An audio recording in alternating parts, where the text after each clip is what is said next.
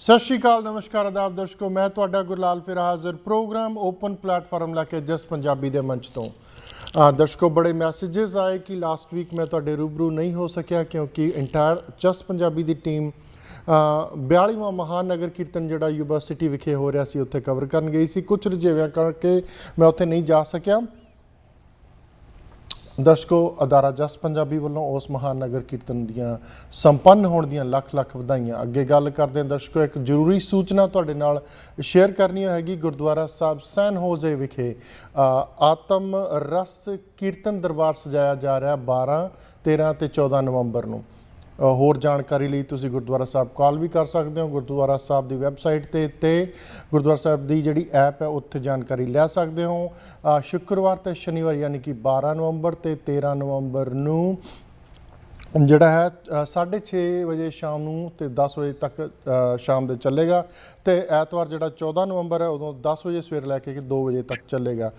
Again ਸਾਰੀਆਂ ਸੰਗਤਾਂ ਨੂੰ ਨਿਮਰਤਾ ਸਹਿਰ ਬੇਨਤੀ ਹੈ ਕਿ ਉੱਥੇ ਗੁਰਦੁਆਰਾ ਸਾਹਿਬ ਜਾ ਕੇ ਇਸ ਕੀਰਤਨ ਦਰਬਾਰ ਦਾ ਫਾਇਦਾ ਚੁੱਕੋ ਤੇ ਆਪਣੀਆਂ ਹਾਜ਼ਰੀਆਂ ਲਵਾਓ ਜੀ।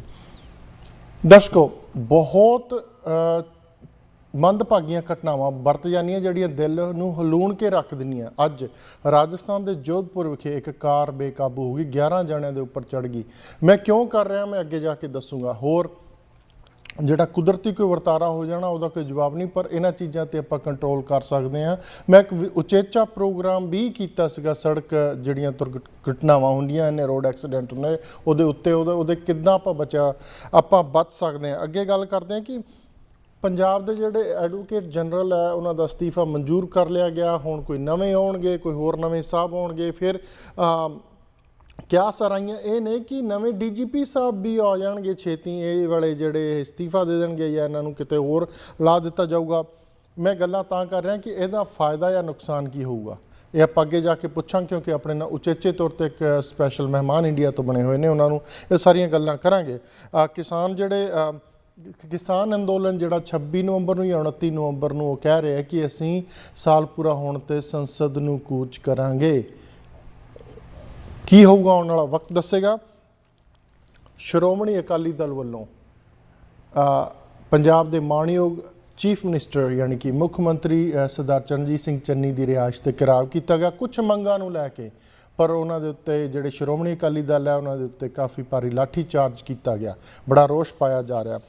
ਤੇ ਬਾਕੀ ADG ਜਿਹੜੀਆਂ AG ਦੀਆਂ ਗੱਲਾਂ ਹੋਈਆਂ ਜਾਂ ਦੂਸਰੀ DGP ਦੀਆਂ ਗੱਲਾਂ ਹੋਈਆਂ ਨਾ, ਸਾਰੀਆਂ ਗੱਲਾਂ ਤੇ ਝਾਤ ਪਾਵਾਂਗੇ, ਕਿਸਾਨੀ ਮੁੱਦਿਆਂ ਤੇ ਪਾਵਾਂਗੇ, ਪਰ ਖਾਸ ਕਰਕੇ ਆਉਣ ਵਾਲੇ ਭਵਿੱਖ ਦੇ ਵਿੱਚ, ਕਿਉਂਕਿ ਜਿਹੜਾ ਜਾਣ ਵਾਲਾ ਕੱਲ੍ਹ ਸੀ ਉਹ ਚਲਾ ਗਿਆ, ਉਹਨੇ ਵਾਪਸ ਨਹੀਂ ਆਉਣਾ, ਪਰ ਆਉਣ ਵਾਲਾ ਕੱਲ੍ਹ ਆਪਾਂ ਕਿੱਦਾਂ ਸੁਹਿਰਦ ਬਣਾ ਸਕਦੇ ਹਾਂ। ਇਹਨਾਂ ਸਾਰੀਆਂ ਗੱਲਾਂ ਤੇ ਝਾਤ ਪਾਉਣ ਨੂੰ ਆਪਣੇ ਨਾਲ ਬਣੇ ਹੋਏ ਨੇ ਸ਼੍ਰੋਮਣੀ ਅਕਾਲੀ ਦਲ ਦੇ ਸੀਨੀਅਰ ਲੀਡਰ ਸਰਦਾਰ ਵਿਰਸਾ ਸਿੰਘ ਵਲਟੋਹਾ ਜੀ ਬਣੇ। ਪਹਿਲਾਂ ਨਾਲ ਸਵਾਗਤ ਕਰਦੇ ਹਾਂ ਵਲਟੋਹਾ ਸਾਹਿਬ। ਵਾਹਿਗੁਰੂ ਜੀ ਕਾ ਖਾਲਸਾ, ਵਾਹਿਗੁਰੂ ਜੀ ਕੀ ਫਤਿਹ। ਸਵਾਗਤ ਤੁਹਾਡਾ ਪ੍ਰੋਗਰਾਮ ਓਪਨ ਪਲੇਟਫਾਰਮ ਜਸ ਪੰਜਾਬੀ ਦੇ ਮੰਚ ਤੋਂ। ਬਹੁਤ ਮਿਹਰਬਾਨੀ ਜੀ, ਥੈਂਕ ਯੂ। ਮੇਰੇ ਵੱਲੋਂ ਤੁਹਾਨੂੰ ਤੇ ਤੁਹਾਡੇ ਸਾਰੇ ਦਰਸ਼ਕਾਂ ਨੂੰ ਵਾਹਿਗੁਰੂ ਜੀ ਕਾ ਖਾਲਸਾ, ਵਾਹਿਗੁਰੂ ਜੀ ਕੀ ਫਤਿਹ ਜੀ। ਵਲਟੋਹਾ ਸਾਹਿਬ, ਗੱਲਾਂ ਬਹੁਤ ਨੇ ਜਿਹੜੀਆਂ ਤੁਹਾਡੇ ਨਾਲ ਕਰਨੀਆਂ, ਪਰ ਜਿਹੜਾ ਬੀਤਿਆ ਕੱਲ੍ਹ ਆ ਨਾ ਉਹ ਚਲਾ ਗਿਆ, ਪਰ ਇੱਕ ਚੀਜ਼ ਜਿਹੜੀ ਦਰਦ ਕਰ ਰਹੀ ਹੈ। ਤੁਸੀਂ ਸੀਨੀਅਰ ਜਿਹੜੀ ਅਕਾਲੀ ਲੀਡਰਸ਼ਿਪ ਹੈ, ਤੁਹਾਡੇ ਕਾਰਜਕਰਤਾ ਨੇ ਜਿਹੜੇ, ਉਹਨਾਂ ਨੇ ਪਿੱਛੇ ਇੱਕ ਮਾਰਚ ਕੱਢਿਆ ਸੀਗਾ ਚੰਡੀਗੜ੍ਹ ਦੇ ਵਿੱਚ ਜਾਂ CM ਸਾਹਿਬ ਦੇ ਕੋਲ ਜਾ ਕੇ, ਜਿਹੜਾ ਲਾਠੀ ਚਾਰਜ ਹੋਇਆ ਉਹਨੂੰ ਤੁਸੀਂ ਕਿਸ ਤਰ੍ਹਾਂ ਦੇਖ ਰਹੇ ਹੋ? ਦੇਖੋ, ਮੇਰਾ ਖਿਆਲ ਹੈ ਕਿ ਡੈਮੋਕ੍ਰੇਸੀ ਦੇ ਵਿੱਚ ਹਰੇਕ ਨੂੰ ਅਧਿਕਾਰ ਹੈ ਆਪਣਾ ਸ਼ਾਂਤਮਈ ਪ੍ਰਦਰਸ਼ਨ ਕਰਨ ਦਾ, ਔਰ ਸ਼੍ਰੋਮਣੀ ਅਕਾਲੀ ਦਲ ਨੇ ਹਮੇਸ਼ਾ ਹੀ ਜਦ ਵੀ ਕੋਈ ਚਾਹੇ ਪ੍ਰਦਰਸ਼ਨ ਕੀਤਾ ਹੈ, ਚਾਹੇ ਸੰਘਰਸ਼ ਕੀਤਾ ਹੈ, ਤੇ ਉਹ ਸ਼ਾਂਤਮਈ ਕੀਤਾ ਹੈ। ਚਾਹੇ ਤੁਸੀਂ ਬੀਤੇ 'ਚ ਵੀ ਚਲੇ ਜਾਓ, ਚਾਹੇ ਜੈਤੋ ਦੇ ਮੋਰਚੇ ਦੀ ਗੱਲ ਕਰ ਲਈਏ, ਚਾਹੇ ਗੁਰੂ ਕੇ ਬਾਗ ਦੇ ਮੋਰਚੇ ਦੀ ਗੱਲ ਕਰ ਲਈਏ, ਚਾਹੇ ਸ਼੍ਰੀ ਨਨਕਾਣਾ ਸਾਹਿਬ ਦੇ, ਪੰਜਾ ਸਾਹਿਬ ਦੀ, ਹਰੇਕ ਥਾਂ ਤੇ ਹੀ ਅੱਜ ਵੀ ਉਹਨਾਂ ਰਵਾਇਤਾਂ ਤੇ ਪਿਰਤਾਂ ਤੇ ਚੱਲਦੇ ਹੋਏ ਸ਼੍ਰੋਮਣੀ ਅਕਾਲੀ ਦਲ ਜਿਹੜਾ ਹੈ ਆਪਣੇ ਲੋਕਤੰਤਰਿਕ ਤਰੀਕੇ ਦੇ ਨਾਲ ਹੀ ਉਸ ਦਿਨ ਮੁੱਖ ਮੰਤਰੀ ਚਰਨਜੀਤ ਸਿੰਘ ਚੰਨੀ ਹੋਰਾਂ ਦੀ ਰਿਹਾਇਸ਼ ਦਾ ਘਿਰਾਓ ਕਰਨ ਵਾਸਤੇ ਬੜੀ ਵੱਡੀ ਤਾਦਾਦ ਦੇ ਵਿੱਚ ਜਾ ਰਹੇ ਸੀ। ਚਲੋ, ਪੁਲਿਸ ਦਾ ਰੋਕਣਾ ਫਰਜ਼ ਬਣਦਾ ਹੁੰਦਾ, ਉਹਨਾਂ ਨੇ ਰੋਕਾਂ ਲਾਈਆਂ, ਤੇ ਜਿਹੜੇ ਪ੍ਰਦਰਸ਼ਨਕਾਰੀ ਹੁੰਦੇ ਨੇ ਉਹ ਜਾਂ ਤੇ ਹਿੰਸਕ ਹੋ ਜਾਣ, ਕਿਸੇ ਤਰ੍ਹਾਂ ਦਾ ਪੁਲਿਸ ਦੇ ਉੱਤੇ ਹਮਲਾ ਕਰਦੇ ਨੇ ਜੀ, ਫਿਰ ਤੇ ਪੁਲਿਸ ਨੂੰ ਅਧਿਕਾਰ ਹੈ, ਜਾਂ ਜਿਹੜੇ ਉੱਥੇ ਡਿਊਟੀ ਮੈਜਿਸਟਰੇਟ ਲੱਗੇ ਨੇ ਉਹਨਾਂ ਨੂੰ ਕਿਸੇ ਤਰ੍ਹਾਂ ਦਾ ਕਦਮ ਚੁੱਕਣ ਦੀ। ਤੇ ਜਦੋਂ ਜਿਹੜੇ ਪ੍ਰਦਰਸ਼ਨਕਾਰੀ ਨੇ ਰੋਕਾਂ ਤੋੜ ਕੇ ਅੱਗੇ ਵਧ ਰਹੇ ਨੇ, ਇਹਨੂੰ ਤੁਸੀਂ ਹਿੰਸਕ ਨਹੀਂ ਕਹਿ ਸਕਦੇ। ਤੇ ਪਰ ਜਿਸ ਤਰੀਕੇ ਦੀ ਉਸ ਦਿਨ ਪੁਲਿਸ ਵੱਲੋਂ ਹਿੰਸਾ ਦਿਖਾਈ ਜਾਂ ਪੰਜਾਬ ਸਰਕਾਰ ਵੱਲੋਂ ਦਿਖਾਈ ਗਈ ਹੈ, ਜਿਸ ਤਰੀਕੇ ਦੇ ਨਾਲ ਇਹ ਅਕਾਲੀ ਵਰਕਰਾਂ ਨੂੰ ਕੁੱਟਿਆ ਗਿਆ, ਨੌਜਵਾਨਾਂ ਨੂੰ ਕੁੱਟਿਆ ਗਿਆ, ਬਹੁਤ ਸਾਰਿਆਂ ਦੇ ਮਤਲਬ ਜਿਹੜੀਆਂ ਸੱਟਾਂ ਨੇ ਉਹ ਗੰਭੀਰ ਲੱਗੀਆਂ। ਮੇਰਾ ਬੇਟਾ ਵੀ ਉਹਨਾਂ ਦੇ ਵਿੱਚ ਸੀ, ਜਿਹਨੂੰ ਬਹੁਤ ਬੁਰੀ ਤਰ੍ਹਾਂ ਜਿਹੜਾ ਆ ਬਿਨਾਂ ਕਿਸੇ ਕਾਰਨ ਤੋਂ, ਉਹ ਮੈਨੂੰ ਬੱਚੇ ਨੇ ਵੀ ਸਾਰਾ ਕੁਝ ਦੱਸਿਆ ਕਿ ਡੈਡ ਅਸੀਂ ਤੇ ਸਿਰਫ ਪ੍ਰਦਰਸ਼ਨ ਕਰ ਰਹੇ ਸੀਗੇ ਤੇ ਉਸਨੇ ਜਿਹੜਾ ਇੱਥੋਂ ਤੱਕ ਸਾਰਾ ਕੁਝ ਕਰ ਦਿੱਤਾ। ਮਤਲਬ ਇਹਨੂੰ ਕਿਸੇ ਵੀ ਤਰੀਕੇ ਨਾਲ ਜਾਇਜ਼ ਨਹੀਂ ਕਿਹਾ ਜਾ ਸਕਦਾ ਔਰ ਇਹ ਬਹੁਤ ਹੀ ਵੱਡਾ ਧੱਕਾ ਆ। ਜਦ ਕਿ ਮੰਗਾਂ ਕੀ ਸੀ? ਮੰਗਾਂ ਇਹ ਸੀਗੀਆਂ ਕਿ ਨਰਮਦਾ ਪੱਟੀ ਤਬਾਹ ਹੋ ਗਈ ਜੀ। ਮੁੱਖ ਮੰਤਰੀ ਸਾਹਿਬ ਤੁਸੀਂ ਉੱਥੇ ਜਾ ਕੇ ਆਏ ਜੀ, ਜਿਸ ਕਿਸਾਨ ਨੂੰ ਜੱਫਾ ਕੇ ਤੁਸੀਂ ਵਾਅਦਾ ਕਰਕੇ ਆਏ ਸੀ, ਬਾਕੀ ਨੂੰ ਤਾਂ ਕੀ ਹੋਇਆ? ਔਰ ਗੜੇਮਾਰੀ ਦੇ ਨਾਲ, ਵੱਡੇ ਝੱਖੜ ਦੇ ਨਾਲ, ਹਨੇਰੀ ਦੇ ਨਾਲ, ਮੀਂਹ ਦੇ ਨਾਲ ਝੋਨਾ ਜਿਹੜਾ ਖੜੋਤਾ ਸੀਗਾ ਤੇ ਜਿਹੜੀ ਬਾਸਮਤੀ ਜਿਹੜੀ ਖੜੋਤੀ ਸੀ, ਉਹ ਬਹੁਤ ਵੱਡਾ ਨੁਕਸਾਨ ਹੋ ਗਿਆ। ਉਹਨਾਂ ਦਾ ਜਿਹੜਾ ਮੁਆਵਜ਼ਾ ਦੇ ਦਿਓ। ਇਸ ਤੋਂ ਇਲਾਵਾ ਜਿਹੜੀਆਂ ਹੋਰ ਸੀਗੀਆਂ ਮੰਗਾਂ ਜਿਹੜੀਆਂ ਉਹਨਾਂ ਨੂੰ ਲੈ ਕੇ ਜਿਹੜਾ ਹੈ ਇਹ ਸਾਰਾ ਕੁਝ ਕੀਤਾ ਗਿਆ ਸੀਗਾ, ਪਰ ਉਹ ਕੁਝ ਪੱਲੇ ਪਾਉਣ ਦੀ ਥਾਂ ਤੇ, ਕੁਝ ਸੁਣਨ ਦੀ ਥਾਂ ਤੇ। ਹੁਣ ਸਤਿਪ੍ਰਕਾਸ਼ ਸਿੰਘ ਬਾਦਲ ਹੁੰਦੇ ਸੀ, ਜਦੋਂ ਉਹਨਾਂ ਦੀ ਰਿਹਾਇਸ਼ ਵੱਲ ਨੂੰ ਕੋਈ ਜਾਂਦਾ ਸੀਗਾ ਤੇ ਬਾਹਰ ਆਣ ਕੇ ਮਿਲਦੇ ਸੀ, ਚਾਹ ਪਾਣੀ ਵੀ ਪੁੱਛਦੇ ਸੀ।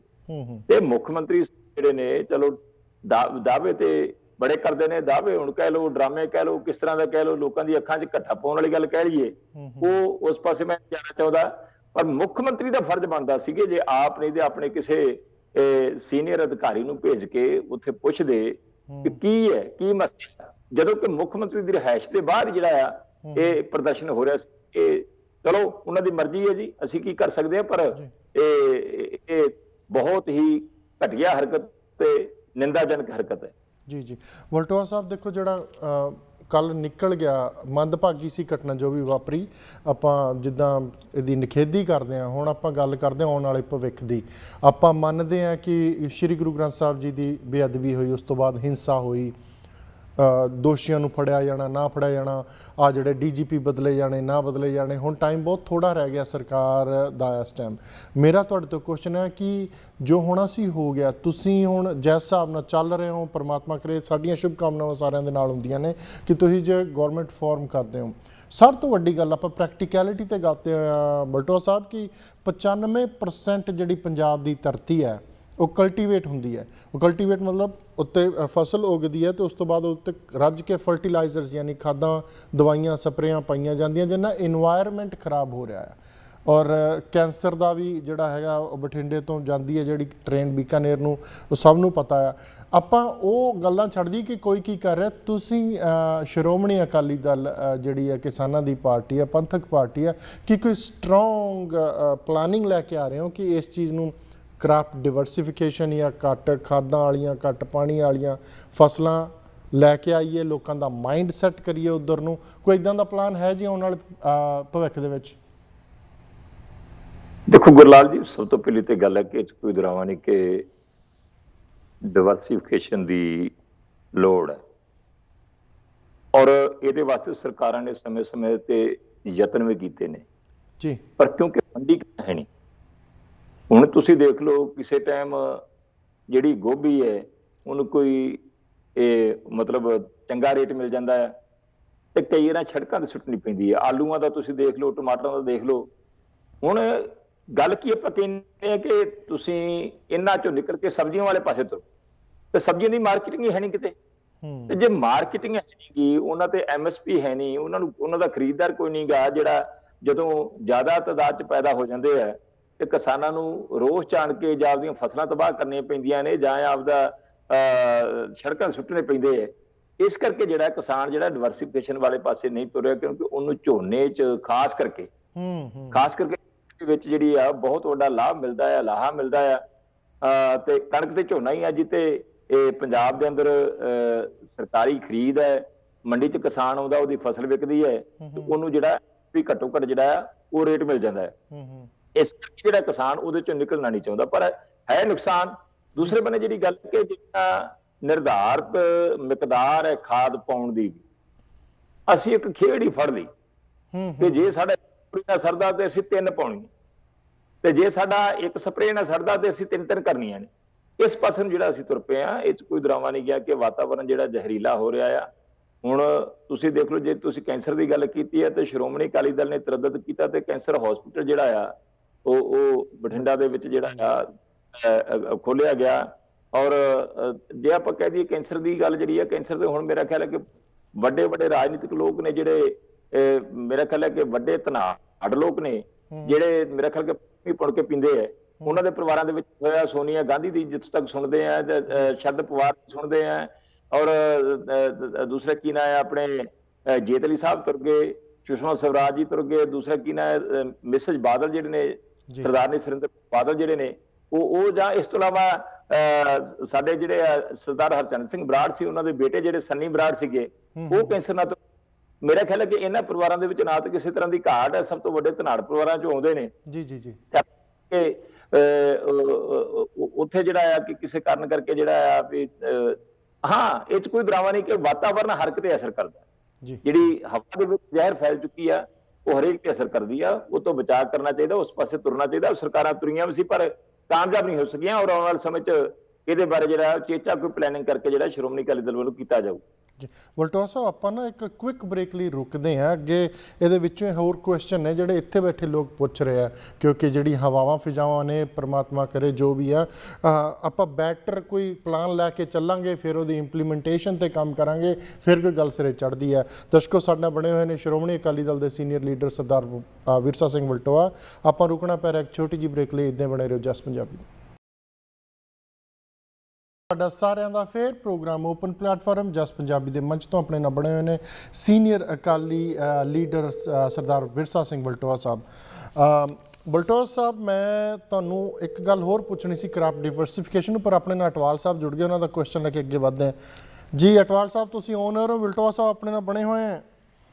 ਜੀ ਬਹੁਤ ਸ਼ੁਕਰੀਆ ਗੁਲਰਾਜ ਜੀ, ਤੇ ਵਲਟੋਆ ਸਾਹਿਬ ਬਹੁਤ ਥੈਂਕ ਯੂ ਤੁਹਾਡਾ ਆ ਕੇ ਜਾਣਕਾਰੀ ਦੇਣ ਦਾ। ਸੋ ਕੁਐਸਚਨ ਕੁਛ ਇਸ ਹਿਸਾਬ ਦੇ ਨਾਲ ਆ ਜੀ, ਜਿਸ ਹਿਸਾਬ ਦੇ ਨਾਲ ਆਮ ਲੋਕੀ ਜਦੋਜਹਿਦ ਕਰਕੇ ਸਰਕਾਰਾਂ ਚੁਣਦੇ ਆ, ਸਰਕਾਰਾਂ ਤੋਂ ਆਸ ਹੁੰਦੀ ਆ ਕਿ ਉਹਨਾਂ ਵਾਸਤੇ ਕੋਈ ਕੰਮ ਕੀਤਾ ਜਾਵੇ, ਸੋ ਉਹ ਚੀਜ਼ਾਂ ਆਪਾਂ ਨੂੰ ਦੇਖਣ ਨੂੰ ਨਹੀਂ ਮਿਲਦੀਆਂ। ਸੋ ਜੇ ਆਪਾਂ ਪੰਜਾਬ ਦੇ ਵਿੱਚ ਇੰਡਸਟਰੀ ਦੀ ਗੱਲ ਕਰੀਏ ਜਾਂ IT ਸੈਕਟਰ ਦੀ ਗੱਲ ਕਰੀਏ, ਕੋਈ ਉਹਦੇ ਵਾਸਤੇ ਤਵੱਜੋ ਦਿੱਤੀ ਹੀ ਨਹੀਂ ਗਈ, ਤੇ ਸਾਰਾ ਫੋਕਸ ਸੀਗਾ ਸਿਰਫ 2 ਫਸਲਾਂ ਪ੍ਰੋਡਿਊਸ ਕਰਨ ਤੇ, ਕਿ ਤੁਸੀਂ ਝੋਨਾ ਲਾ ਲਓ, ਤੁਸੀਂ ਕਣਕ ਲਾ ਲਓ। ਸੋ ਉਸ ਤਵੱਜੋ ਦੇ ਵਿੱਚ ਨਾ ਹੀ ਫਸਲਾਂ ਨੂੰ ਕਿਸੇ ਪਾਸੇ ਡਾਇਵਰਸੀਫਾਈ ਕੀਤਾ ਗਿਆ। ਸੋ ਉਸ ਜਦੋਜਹਿਦ ਦੇ ਵਿੱਚ 3000 ਕਰੋੜ ਦੇ ਕਰੀਬ ਫਾਰਮਰਸ ਦੇ ਉੱਤੇ ਕਰਜ਼ਾ ਹੈ ਜੀ। 1.9 ਮਿਲੀਅਨ ਆਮ ਜਿਹੜੇ ਫਾਰਮਰ ਹਾਊਸ ਹੋਲਡਸ ਆ, ਘਰਾਂ ਵਾਲੇ ਜਿਹੜੇ ਫਾਰਮਿੰਗ ਕਰਦੇ ਆ, ਇੱਕ ਘਰ ਦੇ ਉੱਤੇ ਤਕਰੀਬਨ 1,16,000 ਪਰ ਏਕੜ ਦਾ ਕਰਜ਼ਾ ਆ। ਤੇ ਹੁਣ ਜੇ ਪਾਣੀ ਉਹ ਕੱਢਦੇ ਆ ਜੀ, 165% ਪਾਣੀ ਉਹ ਜ਼ਿਆਦਾ ਕੱਢਦੇ ਆ ਜਿਹੜੇ ਆਮ ਬਾਕੀ ਸਟੇਟਾਂ ਦੇ ਨਾਲੋਂ। ਸੋ ਇਹਨਾਂ ਦੇ ਉੱਤੇ 2 ਫਸਲਾਂ ਦੇ ਉੱਤੇ MSP ਦਿੱਤੀ ਗਈ, ਕਣਕ ਤੇ ਝੋਨੇ ਦੇ, ਤੀਜੇ ਦੇ ਉੱਤੇ ਕਿਤੇ MSP ਹੈ ਹੀ ਨਹੀਂ ਸੀਗੀ। ਸੋ ਫਾਰਮਰਸ ਨੂੰ ਫੋਰਸ ਕੀਤਾ ਗਿਆ ਕਿ ਤੁਸੀਂ ਤੀਸਰੀ ਫਸਲ ਕੋਈ ਪੈਦਾ ਕਰੋਗੇ, ਤੁਹਾਡੀ ਉਹ ਫਸਲ ਵਿਕਣੀ ਨਹੀਂਗੀ, 2 ਦੇ ਉੱਤੇ ਤੁਹਾਡਾ ਫੋਕਸ ਰਵੇ। ਸੋ ਉਹਦੇ ਨਾਲ ਫਾਰਮਿੰਗ ਇੱਕ ਤਰ੍ਹਾਂ ਨਾਲ ਪੰਜਾਬ ਦੇ ਵਿੱਚ ਖਤਮ ਹੋਣ ਦੇ ਕਗਾਰ ਤੇ ਪਹੁੰਚ ਚੁੱਕੀ ਆ। ਕੀ ਤੁਹਾਨੂੰ ਨਹੀਂ ਲੱਗਦਾ ਕਿ ਪੰਜਾਬ ਦੇ ਬੱਚਿਆਂ ਨੂੰ ਜਾਂ ਜਿਹੜੇ ਵਸਨੀਕ ਆ ਉਹਨਾਂ ਨੂੰ ਟੈਕਨੀਕਲ ਐਜੂਕੇਸ਼ਨ ਦਿੱਤੀ ਜਾਵੇ, ਕੋਈ ਇੰਡਸਟਰੀ ਦੇ ਉੱਤੇ ਜ਼ੋਰ ਦਿੱਤਾ ਜਾਵੇ, ਤਾਂ ਕਿ ਉਹ ਵੱਖਰੇ ਵੱਖਰੇ ਸੈਕਟਰਸ ਦੇ ਵਿੱਚ ਉਹ ਨੌਲੇਜ ਵਰਕਰ ਬਣਨ ਕਿ ਕੋਈ ਹੋਰ ਵੀ ਕੰਮ ਜਾਂ ਕੋਈ ਹੋਰ ਵੀ ਕਿੱਤਾ ਕਰ ਸਕਣ। ਧੰਨਵਾਦ ਜੀ। ਧੰਨਵਾਦ ਅਟਵਾਲ ਸਾਹਿਬ, ਤੁਹਾਡਾ ਬਹੁਤ ਬਹੁਤ ਧੰਨਵਾਦ। ਜੀ ਵਲਟੋਆ ਸਾਹਿਬ, ਦੇਖੋ ਇਹ 'ਚ ਕੋਈ ਡਰਾਮਾ ਨਹੀਂ। ਕੁਐਸਚਨ ਜਿਹੜਾ ਤੁਸੀਂ ਕੀਤਾ ਸੀ ਉਹੀ ਸਰਦਾਰ ਜੀ ਹੋਰਾਂ ਦਾ ਹੈ। ਜੀ ਜੀ, ਉਦੋਂ ਤੱਕ ਕੇਂਦਰ ਸਰਕਾਰ ਦਾ ਫਸਲਾਂ ਦੇ ਉੱਤੇ MSP ਦਾ ਸਵਾਲ ਤੇ 23 ਫਸਲਾਂ ਤੇ ਹੈ ਜੀ। ਉਹਦੇ ਚੋਂ ਜੇ ਤੁਸੀਂ ਛੋਲੇ ਬੀਜ ਲਓ, ਅਰਹਰ ਬੀਜ ਲਓ, ਕੁਛ ਬੀਜ ਲਓ, ਉਹ ਚੱਕਦਾ ਹੀ ਕੋਈ ਨਹੀਂ। ਉਹਦੇ ਤੇ ਨਾ ਤੇ ਮੰਡੀਕਰਨ ਸਿਸਟਮ ਹੈਗਾ ਤੇ ਨਾ ਉਹਦੇ ਉੱਤੇ ਕੋਈ ਜਿਹੜੀ ਸਰਕਾਰੀ ਖਰੀਦ ਹੀ ਹੈਗੀ। ਐਲਾਨ ਕਰ ਦਿੰਦੇ ਕਿ ਇਹ ਆ ਜਿਹੜੀ ਹੈ ਕਿਤੇ ਦਿੱਤੀ ਜਾਊਗੀ। ਤੇ ਇਸੇ ਕਰਕੇ ਜਿਹੜੇ ਕਿਸਾਨ ਆ ਉਹ ਝੋਨੇ ਤੇ ਕਣਕ ਦੇ ਵਿੱਚ ਜਾਲ ਦੇ ਵਿੱਚ ਫਸਿਆ ਹੋਇਆ ਹੈ। ਖਾਸ ਕਰਕੇ ਝੋਨੇ ਦਾ ਜਿਹੜਾ ਆ ਇਹ ਬੜਾ ਵੱਡਾ ਜਿਹੜਾ ਪੰਜਾਬ ਵਾਸਤੇ ਖਤਰੇ ਦੀ ਘੰਟੀ ਹੈ। ਤੇ ਕਿਸਾਨ ਜਿੰਨਾ ਮਰਜ਼ੀ ਜ਼ੋਰ ਲਾ ਲਓ, ਛੱਡੂਗੇ ਕਿਸਾਨ ਹੀ ਨਾ। ਜਦ ਕੋਈ ਕਾਨੂੰਨ ਇਹੋ ਜਿਹਾ ਬਣਾ ਦਿੱਤਾ ਜਾਵੇ ਕਿ ਭਾਈ ਤੂੰ ਕਿੱਲੇ ਤੋਂ ਵੱਧ ਝੋਨਾ ਨਹੀਂ ਲਾ ਸਕਦਾ, ਤੇ ਹੁਣ ਉਹ ਬਾਕੀ ਫਸਲਾਂ ਜਿਹੜੀ ਮੇਰੀ ਜ਼ਮੀਨ ਹੈ ਉਹ ਚ ਜੋ ਉਹਨੂੰ ਚੱਕੋ। ਹੁਣ ਇਸੇ ਕਰਕੇ ਸਾਹਿਬ ਸੁਖਬੀਰ ਸਿੰਘ ਬਾਦਲ ਨੇ ਐਲਾਨ ਕੀਤਾ ਆ ਡਿਵਰਸੀਫਿਕੇਸ਼ਨ, ਕਿ ਜੇ ਮਹਾਰਾਜ ਦੀ ਕਿਰਪਾ ਦੇ ਨਾਲ 2022 ਦੇ ਵਿੱਚ ਸ਼੍ਰੋਮਣੀ ਅਕਾਲੀ ਦਲ ਦੀ ਸਰਕਾਰ ਬਣਦੀ ਹੈ ਤੇ ਅਸੀਂ ਜਿਹੜੀ ਸਬਜ਼ੀਆਂ ਨੇ ਹੁਣ ਐਮਐਸਪੀ ਦੇਵਾਂਗੇ, ਜੋ ਨਿਰਧਾਰਿਤ ਮੁੱਲ ਤੈਅ ਕਰਾਂਗੇ ਉਹਦੇ ਉੱਤੇ ਅਸੀਂ ਚੁੱਕਾਂਗੇ, ਉਹਨੂੰ ਅਸੀਂ ਐਕਸਪੋਰਟ ਕਰੀਏ, ਕੁਛ ਕਰੀਏ, ਅਸੀਂ ਬਾਹਰਲੇ ਸੂਬਿਆਂ 'ਚ ਭੇਜੀਏ, ਉਹ ਅੱਗੇ ਸਰਕਾਰ ਜਿਹੜਾ ਹੈ ਇਸ ਪ੍ਰਤੀ ਪ੍ਰਬੰਧ ਕਰੂਗੀ। ਉਹਨਾਂ ਕਿਹਾ ਕਿ ਦੁੱਧ ਦੇ ਉੱਤੇ ਵੀ ਜਿਹੜੀ ਘੱਟੋ ਘੱਟ ਐਮਐਸਪੀ ਦਿੱਤੀ ਜਾਊਗੀ, ਕਿਉਂਕਿ ਡੇਅਰੀ ਫਾਰਮ ਵਾਲੇ ਪਾਸੇ ਵੀ ਕਿਸਾਨ ਤੁਰਨ, ਇਹ ਪ੍ਰਬੰਧ ਕਰਨੇ ਪੈਣਗੇ ਸਰਕਾਰ ਨੂੰ ਕਿ ਜੇ ਇੱਥੇ ਕੋਈ ਸਬਜ਼ੀ ਵੱਧ ਬੀਜੀ ਜਾਂਦੀ ਹੈ ਜਾਂ ਦੁੱਧ ਦੀ ਪ੍ਰੋਡਕਸ਼ਨ ਵੱਧ ਹੁੰਦੀ ਹੈ, ਉਹ ਦੁੱਧ ਜਿਹੜਾ ਆ ਸਾਡਾ ਕਿਸੇ ਨਾ ਕਿਸੇ ਥਾਂ ਤੇ ਜਾ ਕੇ ਮੰਡੀਕਰਨ ਹੋ ਸਕੇ। ਤੇ ਮੰਡੀਕਰਨ ਹੁਣ ਪੰਜਾਬ ਦੇ ਅੰਦਰ ਤੇ ਚੱਕਦਾ ਨਹੀਂ, ਇਹਨੂੰ ਬਾਹਰ ਹੀ ਭੇਜਿਆ ਜਾ ਸਕਦਾ ਹੈ ਕਿਸੇ ਰੂਪ 'ਚ, ਉਹ ਸਰਕਾਰ ਕਰ ਸਕਦੀਆਂ ਨੇ। ਇਸ ਕਰਕੇ ਸੁਖਬੀਰ ਸਿੰਘ ਬਾਦਲ ਨੇ ਇਹ ਜਿਹੜੀ ਨੀਤੀ ਹੈ ਇਹ ਵੀ ਲੋਕਾਂ ਦੇ ਰੱਖੀ ਹੋਈ ਹੈ। ਹੁਣ ਜਿਹੜੀ ਗੱਲ ਕੀਤੀ ਸਰਦਾਰ ਜੀ ਹੋਰਾਂ ਨੇ ਕਿ ਟੈਕਨੀਕਲ ਐਜੂਕੇਸ਼ਨ ਦੀ, ਇਹ 'ਚ ਕੋਈ ਦਰਾਵਾ ਨਹੀਂ ਕਿ ਟੈਕਨੀਕਲ ਐਜੂਕੇਸ਼ਨ ਹੋਣੀ ਚਾਹੀਦੀ ਹੈ, ਔਰ ਸਰਦਾਰ ਪ੍ਰਕਾਸ਼ ਸਿੰਘ ਬਾਦਲ ਦੀ ਸਰਕਾਰ ਨੇ ਵੱਡੇ ਪੱਧਰ ਤੇ ITIs ਪੰਜਾਬ ਦੇ ਵਿੱਚ ਖੋਲੀਆਂ। ਔਰ ਨਾਲ ਹੀ ਮੈਂ ਤੁਹਾਨੂੰ ਦੱਸ ਦੇਣਾ ਹੈ ਕਿ ਮੈਂ 2015 ਦੇ ਵਿੱਚ ਬਿਲਡਿੰਗ ਤਿਆਰ ਕਰਕੇ, ਇਨਫਰਾਸਟ੍ਰਕਚਰ ਤਿਆਰ ਕਰਕੇ ਪੰਜਾਬ ਟੈਕਨੀਕਲ ਯੂਨੀਵਰਸਿਟੀ ਵੱਲੋਂ ਆਪਦੇ ਹਲਕੇ 'ਚ ਜਿਹੜਾ ਕਿ ਬਾਰਡਰ ਦਾ ਏਰੀਆ ਹੈ ਜੀ, ਉੱਥੇ ਇੰਜੀਨੀਅਰਿੰਗ ਕਾਲਜ ਜਿਹੜਾ ਆ ਉਹ ਸਟਾਰਟ ਕੀਤਾ, ਇੰਸਟੀਚਿਊਟ ਆਫ ਟੈਕਨੋਲੋਜੀ, ਜਿਹੜਾ ਬਾਰਡਰ ਦੇ ਏਰੀਆ ਦੇ ਬੱਚਿਆਂ ਵਾਸਤੇ ਮੁਫਤ ਵਿੱਦਿਆ ਸੀਗੀ। ਮਤਲਬ ਕੋਈ +2 ਕਰਨ ਤੋਂ ਬਾਅਦ ਉੱਥੇ ਉਹਨਾਂ ਨੂੰ ਮੁਫਤ ਵਿੱਦਿਆ ਮਿਲਣੀ ਸੀ। 2 ਸਾਲ ਚੱਲੀਆਂ, 2 ਸਾਲ ਜਿਹੜੇ ਸਮੈਸਟਰ ਚੱਲੇ ਉਹ ਚੱਲੇ ਤੇ ਸਰਕਾਰ ਬਦਲ ਗਈ। ਸਰਕਾਰ ਜਿਹੜਾ ਸੈਸ਼ਨ ਚੱਲ ਰਿਹਾ ਸੀ, ਬੱਚੇ ਮੇਰੇ ਕੋਲੇ ਆਏ ਕਿ ਅੰਕਲ ਸਾਡਾ ਤੇ ਕਾਲਜ ਬੰਦ ਕਰ ਦੇਣ ਲੱਗੇ ਆ, ਸਾਨੂੰ ਕਹਿੰਦੇ ਕਿ ਤੁਹਾਨੂੰ ਅੰਮ੍ਰਿਤਸਰ ਸ਼ਿਫਟ ਕਰ ਦੇਣਾ ਹੈ। ਤੇ ਮੈਂ ਫਿਰ ਉਦੋਂ ਚੰਨੀ ਸਾਹਿਬ ਸੀਗੇ ਟੈਕਨੀਕਲ ਐਜੂਕੇਸ਼ਨ ਮਿਨਿਸਟਰ, ਕਿਉਂਕਿ ਇਕੱਠੇ ਰਹੇ ਸੀ ਅਸੀਂ, ਤੇ ਕਿਉਂਕਿ ਜਦੋਂ ਆਜ਼ਾਦ ਬਣੇ ਸੀ, ਆਜ਼ਾਦ ਬਣਨ ਤੋਂ ਬਾਅਦ 4.5 ਸਾਲ ਉਹ ਅਕਾਲੀ ਦਲ ਦੇ ਨਾਲ ਰਹੇ ਸੀ। ਜੋ 2007 ਚ ਆਜ਼ਾਦ MLA ਬਣਦੇ ਨੇ ਇਹ ਚਮਕੌਰ ਤੋਂ, ਤੇ 4.5 ਸਾਲ ਸ਼੍ਰੋਮਣੀ ਅਕਾਲੀ ਦਲ ਦੇ ਐਸੋਸੀਏਟ ਮੈਂਬਰ ਰਹੇ ਸੀਗੇ ਜੀ। ਤੇ ਚਲੋ ਵਿਧਾਨ ਸਭਾ ਦੇ ਮੈਂਬਰ ਹੋਣ ਕਰਕੇ ਵੀ ਰਾਬਤਾ ਸੀਗਾ। ਮੈਂ ਇਹਨਾਂ ਨੂੰ ਫੋਨ, ਮੈਂ ਕਿਹਾ ਚੰਨੀ ਸਾਹਿਬ ਮੈਂ ਤਾਂ ਬੜਾ ਤਰੱਦਦ ਕਰਕੇ ਇਲਾਕੇ 'ਚ ਇੰਜੀਨੀਅਰਿੰਗ ਕਾਲਜ ਖੋਲਿਆ ਆ ਤੇ ਬੱਚਿਆਂ ਨਾਲ ਭਾਣਾ ਵਾਪਰਨ ਲੱਗਾ, ਇਹਨੂੰ ਰੋਕੋ। ਮੈਨੂੰ ਕਹਿੰਦੇ ਜ਼ਰੂਰ ਜੀ, ਮੈਂ ਰੋਕਦਾ ਜੀ। ਮੈਂ ਫਿਰ 15-20 ਦਿਨਾਂ ਬਾਅਦ ਫੋਨ ਕੀਤਾ, ਫਿਰ ਮੈਂ 10 ਦਿਨਾਂ ਬਾਅਦ ਫੋਨ ਕੀਤਾ, ਫਿਰ ਮੈਂ ਹਫ਼ਤੇ ਬਾਅਦ ਫੋਨ ਕੀਤਾ, ਮੈਂ 4-5 ਫੋਨ ਕੀਤੇ, ਉਹ ਕਾਲਜ ਨੂੰ ਤਾਲਾ ਵੱਜ ਗਿਆ। ਐਟ ਦਿਸ ਪ੍ਰੈਜ਼ੈਂਟ ਸਿਚੁਏਸ਼ਨ ਦੇ ਵਿੱਚ ਉਹ ਸਟਿਲ ਉਹ ਤਾਲਾ ਵੱਜਿਆ ਹੋਇਆ ਇਸ ਟਾਈਮ, ਤਾਲਾ ਵੱਜਿਆ ਹੋਇਆ ਜੀ। ਹੁਣ ਮੈਂ ਇੱਕ ਛੋਟਾ ਜਿਹਾ ਤੁਹਾਨੂੰ ਪੁਆਇੰਟ ਆਊਟ ਕਰੂੰਗਾ ਕਿ ਹੁਣ ਸਰਦਾਰ ਪ੍ਰਗਟ ਸਿੰਘ ਨੇ ਮੇਰੇ ਖਿਆਲ ਐਜੂਕੇਸ਼ਨ ਮਿਨਿਸਟਰ, ਤੁਸੀਂ ਉਹਨਾਂ ਨਾਲ ਪਹੁੰਚ ਕੀਤੀ, ਬਹੁਤ ਅੱਛਾ ਕੰਮ ਕਰ ਰਹੇ, ਜੋ ਰਿਪੋਰਟਾਂ ਮਿਲ ਰਹੀਆਂ। ਨਹੀਂ, ਇਹ ਐਜੂਕੇਸ਼ਨ ਮਿਨਿਸਟਰ ਨੇ ਜੀ, ਟੈਕਨੀਕਲ ਨਹੀਂ। ਅੱਛਾ ਜੀ, ਅੱਛਾ ਜੀ। ਹੁਣ ਬੇਨਤੀ ਹੈ ਕਿ ਚਲੋ ਮਹਾਰਾਜ ਕਿਰਪਾ ਦੇ ਨਾਲ ਇਹ ਤੇ ਹੁਣ ਆਉਂਦੇ ਨਹੀਂਗੇ ਜੀ ਜੀ, ਆਊ ਦੇਖੋ ਜੋ ਹਾਲਾਤ ਬਣੇ ਪਏ ਸ਼੍ਰੋਮਣੀ ਅਕਾਲੀ ਦਲ ਹੀ ਆਊਗਾ ਤੇ ਉਹ ਭੌਂਕ ਕੇ ਕਰੇ। ਹੁਣ ਕਰੋੜਾਂ ਰੁਪਏ ਲਾ ਕੇ ਬਿਲਡਿੰਗ ਬਣਾਈ, ਇਨਫਰਾਸਟ੍ਰਕਚਰ ਕ੍ਰੀਏਟ ਕੀਤਾ, ਜੋ ਉੱਥੇ ਜੋ ਸਮਾਨ ਚਾਹੀਦਾ ਸੀ ਉਹ ਸਾਰਾ ਉੱਥੇ ਦਿੱਤਾ, ਤੇ ਤੁਸੀਂ ਤਾਲਾ ਕੇ ਤੇ ਗੱਲਾਂ। ਹੁਣ ਮੇਰੀ ਇੱਕੋ ਗੱਲ ਇਹ, ਚੰਨੀ ਸਾਹਿਬ ਅੱਜ ਬੜੇ ਵੱਡੇ ਦਾਅਵੇ ਕਰਦੇ ਆ, ਤੁਸੀਂ ਚੱਲਦਾ ਹੋਇਆ ਇੰਜੀਨੀਅਰਿੰਗ ਕਾਲਜ ਬੰਦ ਕਰਤਾ, ਆਪਦੇ ਤੁਸੀਂ 4.5 ਸਾਲ ਟੈਕਨੀਕਲ ਮਿਨਿਸਟਰ ਰਹੇ ਜੇ, ਕੋਈ ਇੱਕ ਪ੍ਰਾਪਤੀ ਦੱਸ ਦਿਓ, ਕੋਈ ਇੱਕ ਪ੍ਰਾਪਤੀ ਤੇ ਦੱਸੋ। ਤੇ ਮੈਂ ਇੱਕ ਟੈਕਨੀਕਲ ਐਜੂਕੇਸ਼ਨ ਜਿਹੜਾ ਡਿਪਾਰਟਮੈਂਟ ਹੈ, ਬੜਾ ਅਹਿਮ ਡਿਪਾਰਟਮੈਂਟ ਹੈ, ਜਿਹੜਾ ਬੱਚਿਆਂ ਦੇ ਭਵਿੱਖ ਦੇ ਨਾਲ ਜੁੜਿਆ ਹੋਇਆ ਹੈ, ਉਹਦੇ ਵਿੱਚ ਮੈਂ ਮਾਰਕਾ ਮਾਰਿਆ ਤੇ ਮਾਰਕਾ ਮੇਰੇ ਹਲਕੇ 'ਚ ਮਾਰਿਆ, ਪਤਾ ਨਹੀਂ ਹੋਰ ਕਿੰਨੀ ਥਾਈਂ ਬੇੜਾ ਕਰ ਕੀਤਾ ਹੈ।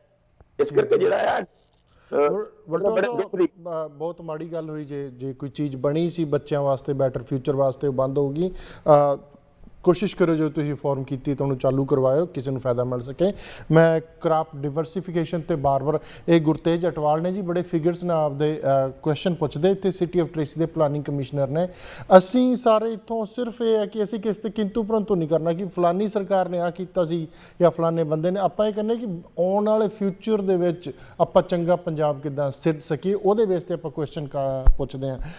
ਲੁਧਿਆਣਾ ਐਗਰੀਕਲਚਰ ਯੂਨੀਵਰਸਿਟੀ ਬੜੀ ਮੰਨੀ ਪ੍ਰਮੰਨੀ ਯੂਨੀਵਰਸਿਟੀ ਆ, ਉਹਦਾ ਸਟਾਫ ਉਹਨਾਂ ਦਾ ਜਿਹੜਾ ਹੈਗਾ ਆ, ਉਹਨਾਂ ਦੇ ਗਰੁੱਪਸ ਬਣਾ ਕੇ ਵਰਕਸ਼ਾਪ ਲਾਈਆਂ ਜਾ ਸਕਦੀਆਂ ਨੇ ਪੰਜਾਬ ਦੇ ਅੱਡ-ਅੱਡ ਏਰੀਆ ਦੇ ਵਿੱਚ, ਤਾਂ ਕਿ ਲੋਕਾਂ ਦੇ ਦਿਮਾਗ ਜਿਹੜੇ ਆ ਉਹ ਸੈੱਟ, ਬ੍ਰੇਨ ਜਿਹੜਾ ਸੈੱਟ ਕੀਤਾ ਜਾ ਸਕੇ ਕਿ ਸ਼੍ਰੋਮਣੀ ਅਕਾਲੀ ਦਲ ਦੀ ਸਰਕਾਰ ਆ ਰਹੀ ਹੈ, ਉਹ ਸਬਜ਼ੀਆਂ ਦੇ ਉੱਤੇ MSP ਦੇਊਗੀ, ਤੁਸੀਂ ਇਹ ਕਰਨੀ ਹੈ ਕਿਉਂਕਿ ਆਮ ਤੁਸੀਂ ਵੀ ਆਪਦੇ ਪਰਿਵਾਰਾਂ 'ਚ ਆਪਦੇ ਪਿੰਡ 'ਚ ਵਿਚਰਦੇ ਹੋਵੋਗੇ, ਲੋਕਾਂ ਨੂੰ ਜਿਹੜੇ ਆਪਦੇ ਆਲੇ ਦੁਆਲੇ ਉਹਨਾਂ ਨੂੰ ਕੱਟ ਕਹਿ ਲਓ ਕਿ ਝੋਨਾ ਨਹੀਂ ਲਾਉਣਾ ਆਪਾਂ, ਪਰ ਫਿਰ ਵੀ ਝੋਨਾ ਹੀ ਲਾਉਂਦੇ, ਕਣਕ ਨਹੀਂ ਲਾਉਣਾ। ਉਹ ਵਰਕਸ਼ਾਪ ਸ਼ਾਇਦ ਕੋਈ ਕੰਮ ਕਰ ਸਕਣ, ਇਹ ਜ਼ਰੂਰ ਕਰਿਓ। ਤੁਸੀਂ ਕੁਝ ਕਹਿਣਾ ਚਾਹੋ ਤਾਂ ਦੱਸੋ, ਨਹੀਂ ਤਾਂ ਆਪਾਂ ਅਗਲੇ ਕੁਐਸਚਨ ਵੱਲ ਵੱਧਦੇ ਹਾਂ।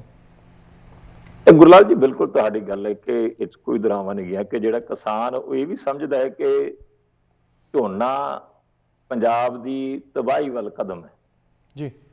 ਇਹ ਅਲਟੀਮੇਟਲੀ ਜਿਹੜਾ ਆ ਸਾਡਾ ਨੁਕਸਾਨ ਹੈ, ਪਰ ਥੋੜ ਚਿਰ ਦੇ ਇਹ ਜਿਹੜੇ ਲਾਭ ਵਾਸਤੇ ਉਹ ਚੋਂ ਨਿਕਲ ਨਹੀਂ ਰਿਹਾ। ਤੇ ਜਿੱਥੋਂ ਤੱਕ ਅਸੀਂ ਇਹਦਾ ਪ੍ਰਚਾਰ ਕਰ ਰਹੇ ਹਾਂ, ਕਿਸਾਨਾਂ ਤੱਕ ਇਹ ਗੱਲ ਪਹੁੰਚੇ, ਔਰ ਕਿਸਾਨ ਨਿਕਲਣਾ ਵੀ ਚਾਹੁੰਦਾ ਹੈ। ਉਹ ਚਾਹੁੰਦਾ ਕਿ ਮੈਨੂੰ ਮੰਡੀਕਰਨ ਦਿਓ, ਮੈਂ ਬਾਕੀ ਫਸਲਾਂ ਕਿਉਂਕਿ ਮੈਨੂੰ ਚੰਗਾ ਭਾਅ ਦਿਓ, ਮੈਨੂੰ ਝੋਨੇ ਦੇ ਬਰਾਬਰ ਤੇ ਮੇਰਾ ਜਿਹੜਾ ਇੱਕ ਸੀਜ਼ਨ ਦਾ ਰੇਟ ਆ ਮੈਨੂੰ ਮਿਲ ਜਾਵੇ। ਮੈਂ ਕਹਣਾ ਹੈ ਕਿ ਮੈਂ ਲੱਗਾ ਰਹੂੰਗਾ ਝੋਨੇ ਵਾਲੇ ਪਾਸੇ ਲੱਗਾ ਰਹੂੰਗਾ, ਪਰ ਕਿਉਂਕਿ ਮਿਲਦਾ ਨਹੀਂ। ਤੇ ਇਸ ਕਰਕੇ ਇਸੇ ਕਰਕੇ ਹੁਣ ਐਮਐਸਪੀ ਜਿਹੜਾ ਆ, ਸ਼੍ਰੋਮਣੀ ਅਕਾਲੀ ਦਲ ਨੇ ਕਿਹਾ ਕਿ ਅਸੀਂ ਐਮਐਸਪੀ ਨਿਰਧਾਰਿਤ ਕਰਾਂਗੇ। ਉਸ ਐਮਐਸਪੀ ਦੇ ਮੁਤਾਬਕ ਜਿਹੜਾ ਕਿਸਾਨ ਹੈ ਆਪਦੀ ਸਬਜ਼ੀ ਬੀਜੇ, ਉਹ ਸਬਜ਼ੀ ਜਿਹੜੀ ਆ ਹਰ ਹਾਲਤ ਸਰਕਾਰ ਜਿਹੜੀ ਹੈ ਚੁੱਕੂਗੀ, ਮੰਡੀਕਰਨ ਦਊਗੀ। ਜੀ ਜੀ, ਅਗੇਨ ਕੰਮ ਕਰਿਓ ਵਰਕਸ਼ਾਪ ਦੇ ਥਰੂ ਬ੍ਰਾਂਚ ਸੈੱਟ ਕਰਨ ਦਾ। ਵਲਟੋਆ ਸਾਹਿਬ ਅਗਲੇ ਕੁਐਸਚਨ ਨਾਲ ਆਉਨੇ ਆ। ਤੁਸੀਂ ਵੀ ਉਸੇ ਏਰੀਆ ਨਾਲ ਬਿਲੋਂਗ ਕਰਦੇ ਹੋ, ਸਾਡਾ ਗੰਗਾਨਗਰ ਏਰੀਆ ਵੀ ਉਸੇ ਰੇਂਜ 'ਚ ਆਉਂਦਾ ਆ। 50 ਕਿਲੋਮੀਟਰ ਦਾ ਦਾਇਰਾ ਜਿਹੜਾ ਵਧਾਤਾ ਬਾਰਡਰ ਸਿਕਿਉਰਿਟੀ ਫੋਰਸ ਦਾ। ਹਾਲੇ ਤਾਈਂ ਜਿਹੜਾ ਹੈ ਸੁਪਰੀਮ ਕੋਰਟ ਦੇ ਵਿੱਚ ਚੁਣੌਤੀ ਨਹੀਂ ਦਿੱਤੀ ਗਈ ਕਾਂਗਰਸ ਸਰਕਾਰ, ਜਿਹੜੀ ਪੰਜਾਬ ਦੀ ਸਰਕਾਰ ਵੱਲੋਂ। ਉਹਨਾਂ ਦੇ ਕੋਈ ਰੀਜ਼ਨ ਹੋਣਗੇ, ਨਹੀਂ ਹੋਣਗੇ, ਉਹ ਮੈਂ ਤੁਹਾਡੇ ਤੋਂ ਨਹੀਂ ਪੁੱਛਦਾ, ਮੈਂ ਤੁਹਾਡੇ ਤੋਂ ਪੁੱਛਦਾ ਹਾਂ। ਇੱਕ ਤਾਂ ਇੱਥੇ ਬੈਠੇ ਜਿਹੜੇ ਲੋਕ ਆ ਕਾਫੀ ਚਿੰਤਿਤ ਨੇ, ਖਾਸ ਕਰਕੇ ਗੁਰਦਾਸਪੁਰ ਏਰੀਏ ਦੇ ਅਤੇ ਆਪਣੇ ਹਰੀਕੇ ਪੱਤਨ ਅਤੇ ਤਰਨਤਾਰਨ ਏਰੀਏ ਦੇ। ਹਾਲੇ ਇੰਪਲੀਮੈਂਟ ਨਹੀਂ ਹੋਇਆ। ਜੇ ਮੰਨ ਲਓ ਹੋ ਗਿਆ, ਪਹਿਲਾਂ ਤਾਂ ਦੱਸੋ ਵੀ ਕੋਈ ਫਾਇਦਾ ਵੀ ਹੋਊਗਾ ਕਿ ਸਾਰੇ ਨੁਕਸਾਨ ਹੀ ਨੇ? ਤੇ ਜੇ ਤੁਸੀਂ ਇਸ ਨੂੰ ਨੁਕਸਾਨ ਮੰਨਦੇ ਹੋ ਤਾਂ ਤੁਹਾਡੀ ਗਵਰਨਮੈਂਟ ਆਉਣ ਤੇ ਕੋਈ ਸੁਪਰੀਮ ਕੋਰਟ 'ਚ ਇਹਦੀ ਫਾਈਲਿੰਗ ਕਰੋਗੇ ਜਾਂ ਸੈਸ਼ਨ ਬੁਲਾ ਕੇ ਇਹਨੂੰ ਕਿਸੇ ਨਾ ਕਿਸ ਤਰ੍ਹਾਂ ਰਿਵੋਕ ਕਰਨ ਦੀ ਕੋਸ਼ਿਸ਼ ਕਰੋਗੇ ਜੀ? ਗੁਰਲਾਲ ਜੀ, ਸਭ ਤੋਂ ਪਹਿਲੀ ਤੇ ਗੱਲ ਹੈ ਕਿ ਮੈਂ ਕੋਈ ਬੀਐਸਐਫ ਤੇ ਕਿੰਤੂ ਪ੍ਰੰਤੂ ਨਹੀਂ ਕਰ ਰਿਹਾ ਜੀ। ਬੀਐਸਐਫ ਸਾਡੀ ਬੜੀ ਗੌਰਵਮਈ ਫੋਰਸ ਹੈ ਜੀ। ਬਾਰਡਰ ਦੇ ਉੱਤੇ ਸੁਰੱਖਿਆ ਕਰਦੀ ਹੈ, ਉਹ ਸੁਰੱਖਿਆ ਕਰਦੇ ਆ ਤੇ ਤਾਂ ਦੀ ਅਸੀਂ ਜਿਹੜੇ ਨਿਸ਼ਚਿੰਤ ਹੋ ਕੇ ਸੌਂਦੇ ਜੀ। ਕਿਉਂਕਿ ਜਿਹੜੀ ਆਰਮੀ ਹੈ, ਆਰਮੀ ਤੇ ਆਪਣੀਆਂ ਛਾਉਣੀਆਂ 'ਚ ਹੁੰਦੀ ਹੈ। ਜੇ ਬਾਰਡਰ ਤੇ ਬੈਠੀ ਹੁੰਦੀ ਹੈ ਦਿਨ ਰਾਤ, ਮੀਂਹ ਦੇ ਵਿੱਚ, ਹਨੇਰੀ 'ਚ, ਠੰਡ 'ਚ, ਗੜਿਆਂ 'ਚ, ਝੱਖੜਾਂ 'ਚ ਆਪਦਾ ਪਹਿਰਾ ਨਹੀਂ ਛੱਡਦੇ, ਉਹ ਬੀਐਸਐਫ ਹੁੰਦੀ। ਪਰ ਹੁਣ ਉੱਥੇ ਪ੍ਰੋਬਲਮ ਕੀ ਹੈ, ਜੇ ਬਾਰਡਰ ਤੋਂ ਕ੍ਰਾਸਿੰਗ ਹੋ ਰਹੀ ਹੈ, ਸਮਗਲਿੰਗ ਹੋ ਰਹੀ ਹੈ। ਹੁਣ ਸਮਗਲਿੰਗ ਤੇ ਜਿਹੜੀ ਹੈ ਮੇਰਾ ਖਿਆਲ ਹੈ ਕਿ 3000 ਕੁਇੰਟਲ ਸ਼ਾਇਦ ਜਿਹੜੀ ਆ ਅਡਾਨੀ ਦੀ ਬੰਦਰਗਾਹ ਤੋਂ ਫੜੀ ਗਈ ਜੀ, ਹੈਰੋਇਨ ਜਿਹੜੀ ਹੈ। ਹੁਣ ਤੁਸੀਂ ਉੱਥੇ ਬੀਐਸਐਫ ਲਾ ਦਿਓ, ਬਾਰਡਰ ਉੱਥੇ ਬੰਦਰਗਾਹ ਤੇ ਵੀ ਲਾ ਦਿਓ। ਹੁਣ ਗੱਲ ਕੀ ਹੈ ਕਿ ਸਮੱਸਿਆ ਹੈਗੀ, ਸਮੱਸਿਆ ਤੋਂ ਅਸੀਂ ਨਾ ਨਹੀਂ ਕਰਦੇ। ਉਹਨੂੰ ਰੋਕਣ ਦਾ ਜਿਹੜਾ ਤਰੀਕਾ ਆ, ਤੁਸੀਂ ਬੀਐਸਐਫ ਦੀ ਨਫਰੀ ਵਧਾ ਨਹੀਂ ਰਹੇ। ਉਹਨਾਂ ਤੇ ਬਾਰਡਰ ਨਾਲ ਨਫਰੀ ਘੱਟ ਹੈ। ਉਹਨਾਂ ਕੋਲੋਂ ਜਿਹੜਾ ਆ ਆਪਦਾ ਜਿਹੜੀ ਸੁਰੱਖਿਆ ਜਿਹੜੀ ਆ ਦੂਰ ਦੂਰ ਆਪਦੇ ਪਹਿਰੇਦਾਰ ਖੜੇ ਕਰਦੇ ਨੇ। ਉਹਨਾਂ ਕੋਲ ਸੁਰੱਖਿਆ ਯੰਤਰ ਤੁਸੀਂ ਉਹਨਾਂ ਨੂੰ ਦੇ ਰਹੇ ਨੇ, ਦੇ ਨਹੀਂ ਰਹੇ, ਸਟਰੈਂਥਿੰਗ ਉਹਨਾਂ ਨੂੰ ਕਰਨੀ ਜੇ ਰਹੇ। ਤੇ ਉਹਨਾਂ ਨੂੰ ਕਹਿੰਦੇ ਜੇ 50 ਏਰੀਏ ਤੱਕ, 50 ਕਿਲੋਮੀਟਰ ਤੱਕ ਤੁਸੀਂ ਏਰੀਆ ਲੈ ਲਓ, ਅੱਧਾ ਪੰਜਾਬ ਸਮੁੱਚਾ ਮਾਝਾ ਤੇ 1/3 ਜਿਹੜਾ ਆ 1/3 ਤੋਂ ਉੱਤੇ ਮਾਲਵਾ, ਲਗਭਗ 45-50 ਸੀਟਾਂ ਜਿਹੜੀਆਂ ਨੇ ਵਿਧਾਨ ਸਭਾ ਦੀਆਂ, ਉਹ ਇਹਦੇ ਵਿੱਚ 50 ਕਿਲੋਮੀਟਰ 'ਚ ਆ ਜਾਂਦੀਆਂ। ਹੁਣ ਪਹਿਲੋਂ ਕੀ ਸੀਗਾ ਕਿ ਜਿਹੜਾ 15 ਕਿਲੋਮੀਟਰ ਦਾ ਏਰੀਆ ਸੀਗਾ, ਉਹਦੇ ਵਿੱਚ ਬੀਐਸਐਫ ਜੇ ਕਾਰਵਾਈ ਕੋਈ ਕਰਦੀ ਸੀਗੀ ਤੇ ਉਹ ਨਾਲ ਕੋਆਰਡੀਨੇਟ ਕਰਦੀ ਸੀ ਪੁਲਿਸ ਨੂੰ, ਲੋਕਲ ਪੁਲਿਸ ਦੀ ਪ੍ਰੈਜ਼ੈਂਸ ਤੇ ਪੁਲਿਸ ਦੇ ਸਾਹਮਣੇ ਕਰਦੀ ਸੀਗੀ। ਹੁਣ ਕੀ ਉਹਨਾਂ ਨੂੰ ਸੀਆਰ ਅਧਿਕਾਰ ਦੇ ਦਿੱਤੇ ਕਿ ਬੀਐਸਐਫ ਆਪਣੇ ਤੌਰ ਤੇ ਜਿੱਥੇ ਮਰਜ਼ੀ ਜਾ ਕੇ ਰੇਡ ਕਰ ਸਕਦੀ ਹੈ, ਜਿੱਥੇ ਮਰਜ਼ੀ ਜਾ ਕੇ ਕਰ ਸਕਦੀ ਹੈ, ਜਿਹਨੂੰ ਮਰਜ਼ੀ ਗ੍ਰਿਫਤਾਰ ਕਰ ਸਕਦੀ ਹੈ ਤੇ ਜਿਹਦੇ ਵਿਰੁੱਧ ਮਰਜ਼ੀ ਕਾਰਵਾਈ ਕਰ ਸਕਦੀ। ਅਸੀਂ ਕਹਿੰਦੇ ਕਿ ਜਿਹੜੇ ਗਲਤ ਬੰਦੇ ਨੇ ਉਹਨਾਂ ਦੇ ਵਿਰੁੱਧ ਕਾਰਵਾਈ ਹੋਣੀ ਚਾਹੀਦੀ ਹੈ। ਪਰ ਕਿਉਂਕਿ ਅੱਜ ਸਿਆਸਤ ਏਡੀ ਭਾਰੀ ਹੋ ਗਈ ਹੈ ਕਿ ਕਿਸੇ ਨਾਲ ਵੀ ਕੋਈ ਜਿਹੜਾ ਭਾਣਾ ਜਿਹੜਾ ਆ ਉਹ ਵਾਪਰ ਸਕਦਾ। ਤੇ ਇਸ ਕਰਕੇ ਕਿਉਂਕਿ ਪਹਿਲੀ ਤਾਂ ਗੱਲ ਹੈ ਕਿ ਜੇ ਕਿਸੇ ਨਾਲ ਨਜਾਇਜ਼ ਹੁੰਦੀ ਹੈ, ਅੱਜ ਦੇ ਦਿਨ 'ਚ ਆਪਾਂ ਗੱਲ ਕਰਦੇ ਹਾਂ, ਤੇ ਕੋਈ ਬੰਦਾ ਮੈਂਬਰ ਪੰਚਾਇਤ ਨੂੰ ਫੜ ਲੈਂਦਾ, ਕੋਈ ਸਰਪੰਚ ਨੂੰ ਫੜ ਲੈਂਦਾ, ਕੋਈ ਮਤਲਬ ਹੋਰ ਮੋਹਤਬਰ ਬੰਦਿਆਂ ਨੂੰ ਲੈ ਕੇ ਥਾਣੇ ਚਲ ਜਾਂਦਾ, ਜਾਂ ਵੱਧ ਤੋਂ ਵੱਧ ਐਮਐਲਏ ਤੱਕ ਜਾ ਕੇ ਆਪਦਾ ਗੱਲ ਪਹੁੰਚਾ ਦਿੰਦਾ। ਜੇ ਐਸਐਸਪੀ ਨੇ ਫੜ ਲਿਆ, ਉਹਦੇ ਪਤਾ ਨਹੀਂ ਲੱਗਣਾ ਕੌਣ ਲੈ ਗਿਆ, ਕਿੱਥੇ ਲੈ ਗਏ, ਨਾ ਤੇ ਉਹ ਕਿਹਦੀ ਸੁਣਦੇ ਆ।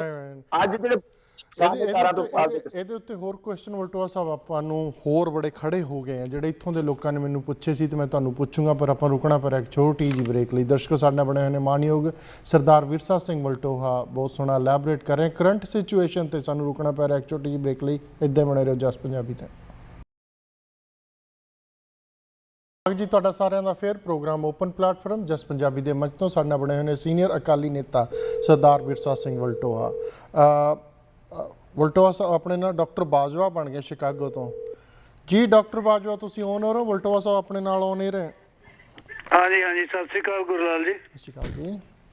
ਹਾਂ, ਮੇਰੇ 2-3 ਨਿੱਕੇ ਨਿੱਕੇ ਸਵਾਲ ਹੈ ਜੀ।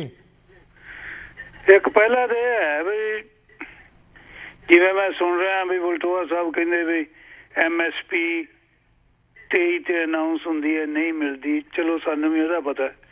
ਇੱਥੇ ਮੇਰਾ ਇਹ ਸਵਾਲ ਹੈ, ਇਹ ਜਿਹੜੇ ਹੁਣ ਨਵੇਂ 3 ਬਿੱਲ ਲੱਗੇ ਆ, ਅਗਰ ਫਰਜ਼ ਕਰੋ ਇਹ ਲਾਗੂ ਹੋ ਜਾਂਦੇ ਆ, ਗੌਰਮੈਂਟ ਜ਼ਬਾਨੀ ਤਾਂ ਕਹਿ ਰਹੀ ਹੈ ਅਸੀਂ MSP ਦੇ ਦਿਆਂਗੇ, ਇਹ ਹੈ ਸਭ ਕੁਝ ਠੀਕ ਹੈ, ਪਰ ਇਹ 3 ਬਿੱਲਾਂ ਲੱਗਣ ਦੇ ਨਾਲ ਐਕਚੁਅਲੀ ਕਿਸਾਨਾਂ ਨੂੰ ਕੌਣ ਉਹਨਾਂ ਦਾ ਮੁੱਲ ਨਿਰਧਾਰਿਤ ਕਰੇਗਾ? ਅਗਰ ਗੌਰਮੈਂਟ MSP ਅਨਾਉਂਸ ਨਹੀਂ ਕਰੇਗੀ ਤੇ ਕਿਹੜੀ ਪਾਰਟੀ ਹੈ ਜਿਹੜੀ ਉਹਦੀ ਕੀਮਤ ਨਿਰਧਾਰਿਤ ਕਰੂਗੀ?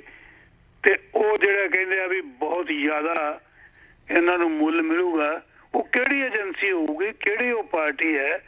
ਜੇ ਅਸੀਂ ਮੰਡੀ 'ਚ ਜਾ ਕੇ ਭਾਵੇਂ ਮੈਂ ਬੰਬੇ ਲੈ ਜਾਵਾਂ, ਕਿਤੇ ਲੈ ਜਾਵਾਂ, ਜਿਵੇਂ ਕਹਿੰਦੇ ਸਾਰੀ ਦੁਨੀਆ ਚੱਲ ਜਾਓ, ਜਾਂ ਤੁਹਾਡੇ ਖੇਤ ਦੇ ਵਿੱਚ ਹੀ ਆ ਜਾਣਗੇ ਵਪਾਰੀ, ਉਹ ਮੁੱਲ ਉਹਦਾ ਕੌਣ ਲਾਏਗਾ? ਇੱਕ ਤਾਂ ਇਹ ਸਵਾਲ ਹੈ। Number 2, hello. ਹਾਂਜੀ ਹਾਂਜੀ ਹਾਂਜੀ, ਸੁਣ ਰਹੇ ਹਾਂ ਜੀ। ਹਾਂਜੀ ਹਾਂ, ਤਾਂ ਵਲਟੋਆ ਸਾਹਿਬ ਨੇ ਕਿਹਾ ਸੀ ਵੀ ਮਾਰਕੀਟ ਹੈ ਨਹੀਂ ਗੀ ਇੰਡੀਆ 'ਚ, ਬਈ ਜਦੋਂ ਅਸੀਂ ਸਬਜ਼ੀਆਂ ਗੋਭੀਆਂ ਦੂਜੀਆਂ ਲਾ ਦਿੰਦੇ ਹਾਂ। ਮੈਂ ਇਹ ਪੁੱਛਦਾ ਬਈ ਜਿੱਥੇ 1400 ਕਰੋੜ ਲੋਕ ਰਹਿੰਦੇ ਹੋਣ, ਉੱਥੇ ਅਨਾਜ ਦੀ ਮਾਰਕੀਟ ਜਿਹੜੀ ਕਿ ਹਰ ਬੰਦੇ ਨੇ 2-3 ਵਾਰੀ ਖਾਣਾ, ਦੋ ਹੀ ਗੱਲਾਂ ਹੈ। ਜਾਂ ਤੇ ਉੱਥੋਂ ਦੇ ਲੋਕਾਂ ਨੂੰ ਪੂਰਾ ਖਾਣਾ ਨਹੀਂ ਮਿਲਦਾ, ਉਹਨਾਂ ਨੂੰ ਰੋਟੀ ਪੂਰੀ ਨਹੀਂ ਮਿਲਦੀ, ਕਣਕ ਤੇ ਉਹ ਦੂਜਾ ਦੇ ਦਿੰਦੇ ਆ ਥੋੜਾ ਜਿਹਾ ਆਟਾ ਦਾਲ ਸਕੀਮ 'ਚ, ਵਰਨਾ ਤਾਂ ਮਾਰਕੀਟ ਤਾਂ ਉੱਥੇ ਆ ਬਹੁਤ ਵੱਡੀ। ਡਾਕਟਰ ਸਾਹਿਬ ਮੈਂ ਕਰੈਕਟ ਕਰਦਾ, 140 ਕਰੋੜ ਦੀ ਗੱਲ ਕਰਦੇ ਹੋਣੇ ਤੁਸੀਂ 1400 ਕਰੋੜ ਦੀ ਬਜਾਏ। ਹਾਂ ਸੌਰੀ ਜੀ ਜੀ ਜੀ ਜੀ ਜੀ ਯਾ ਜੀ। ਹੋਰ ਕੁਝ 1.4 ਬਿਲੀਅਨ। ਹਾਂਜੀ ਜੀ। ਅੱਛਾ, ਬਾਕੀ ਹੁਣ ਤੀਜੀ ਚੀਜ਼ ਇਹ ਹੈ, ਉਹ ਜਿਹੜਾ ਪੋਲੀਟੀਕਲ ਹੈ। ਬਈ ਗੱਲ ਹੋਈ ਸੀ ਵੀ ਅਕਾਲੀ ਦਲ ਜਦੋਂ ਜੈਤ ਹੋ ਕੇ ਮੋਰਚੇ ਗੁਰੂ ਕੇ ਬਾਗ ਲਾਉਂਦਾ ਸੀ, ਮੇਰਾ ਇਹ ਸਵਾਲ ਹੈ ਵੀ ਉਹਨਾਂ ਦਿਨਾਂ ਵਿੱਚ ਅਕਾਲੀ ਦਲ ਦੀ ਮੁੱਢਲੀ ਮੈਂਬਰਸ਼ਿਪ ਲੈਣ ਦਾ ਵਿਧੀ ਵਿਧਾਨ ਕੀ ਸੀ ਤੇ ਅੱਜ ਕੀ ਹੈ?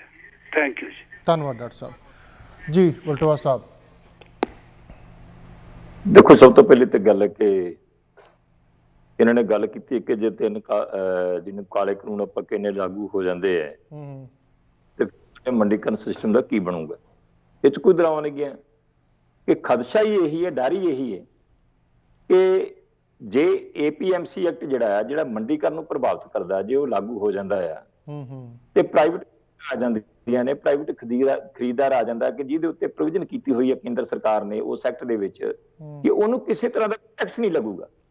ਜੇ ਉਹਨੂੰ ਇਹ ਪਿੱਛੇ 250-300 ਰੁਪਇਆ ਬਚੂਗਾ ਤੇ ਉਹ 150-200 ਰੁਪਇਆ ਕਿਸਾਨ ਨੂੰ ਵੱਧ ਦੇ ਕੇ ਆਪਦੀ ਮੰਡੀ ਚ ਹੌਲੀ ਹੌਲੀ ਕਿਸਾਨ ਜਿਹੜਾ ਆ ਅਸਲੀ ਮੰਡੀ ਸਰਕਾਰੀ ਛੱਡ ਕੇ ਪ੍ਰਾਈਵੇਟ ਚ ਆ ਜਾਊਗਾ, ਪ੍ਰਾਈਵੇਟ ਚੱਲਣ ਲੱਗ ਪਊਗੀ, ਸਰਕਾਰੀ ਜਿਹੜੀ ਬੰਦ ਹੋ ਜਾਊਗੀ ਤੇ ਫਿਰ ਬਾਅਦ ਜਿਹੜੀ ਆ ਪ੍ਰਾਈਵੇਟ ਮੰਡੀਆਂ ਚਲਾਉਣ ਵਾਲੇ ਜਿਹੜੇ ਲੋਕ ਨੇ, ਖਰੀਦਦਾਰ ਜਿਹੜੇ ਨੇ, ਉਹ ਆਪਦੀਆਂ ਮਨਾਈਆਂ ਕਰਨ ਜਦੋਂ ਮੰਡੀਕਰਨ ਸਿਸਟਮ ਖਤਮ ਹੋ ਜਾਊ। ਹੁਣ ਸਭ ਤੋਂ ਵੱਡੀ ਜਿਹੜਾ ਮੰਡੀਕਰਨ ਸਿਸਟਮ ਹੈ, ਮੇਰਾ ਖਿਆਲ ਜਿੱਥੇ ਤੁਸੀਂ ਬੈਠੇ ਜੀ ਇੱਥੇ ਵੀ ਹੈਗਾ, ਹਾਂਜੀ ਹੋਰ ਵੱਖ-ਵੱਖ ਦੇਸ਼ਾਂ 'ਚ ਵੀ ਹੈਗਾ, ਹਿੰਦੁਸਤਾਨ 'ਚ ਵੀ ਹੈਗਾ, ਪਰ ਜੇ ਜਿੱਥੋਂ ਤੱਕ ਮੈਂ ਪੜ੍ਹਿਆ ਹੈ ਜਾਂ ਕਿਸੇ ਦਾਅਵਾ ਕਰਦੀਆਂ ਨੇ ਜਾਂ ਅਸੀਂ ਦਾਅਵਾ ਕਰਦੇ ਹਾਂ ਕਿ ਦੁਨੀਆ ਦਾ ਸਭ ਤੋਂ ਬਿਹਤਰ ਮੰਡੀਕਰਨ ਸਿਸਟਮ ਜਿਹੜਾ ਆ ਉਹ ਪੰਜਾਬ 'ਚ ਹੈ। ਪੰਜਾਬ ਦਾ 12,000 ਪਿੰਡ ਹੈ ਤੇ 2205 ਦਾਣਾ ਮੰਡੀਆਂ ਨੇ, 2205।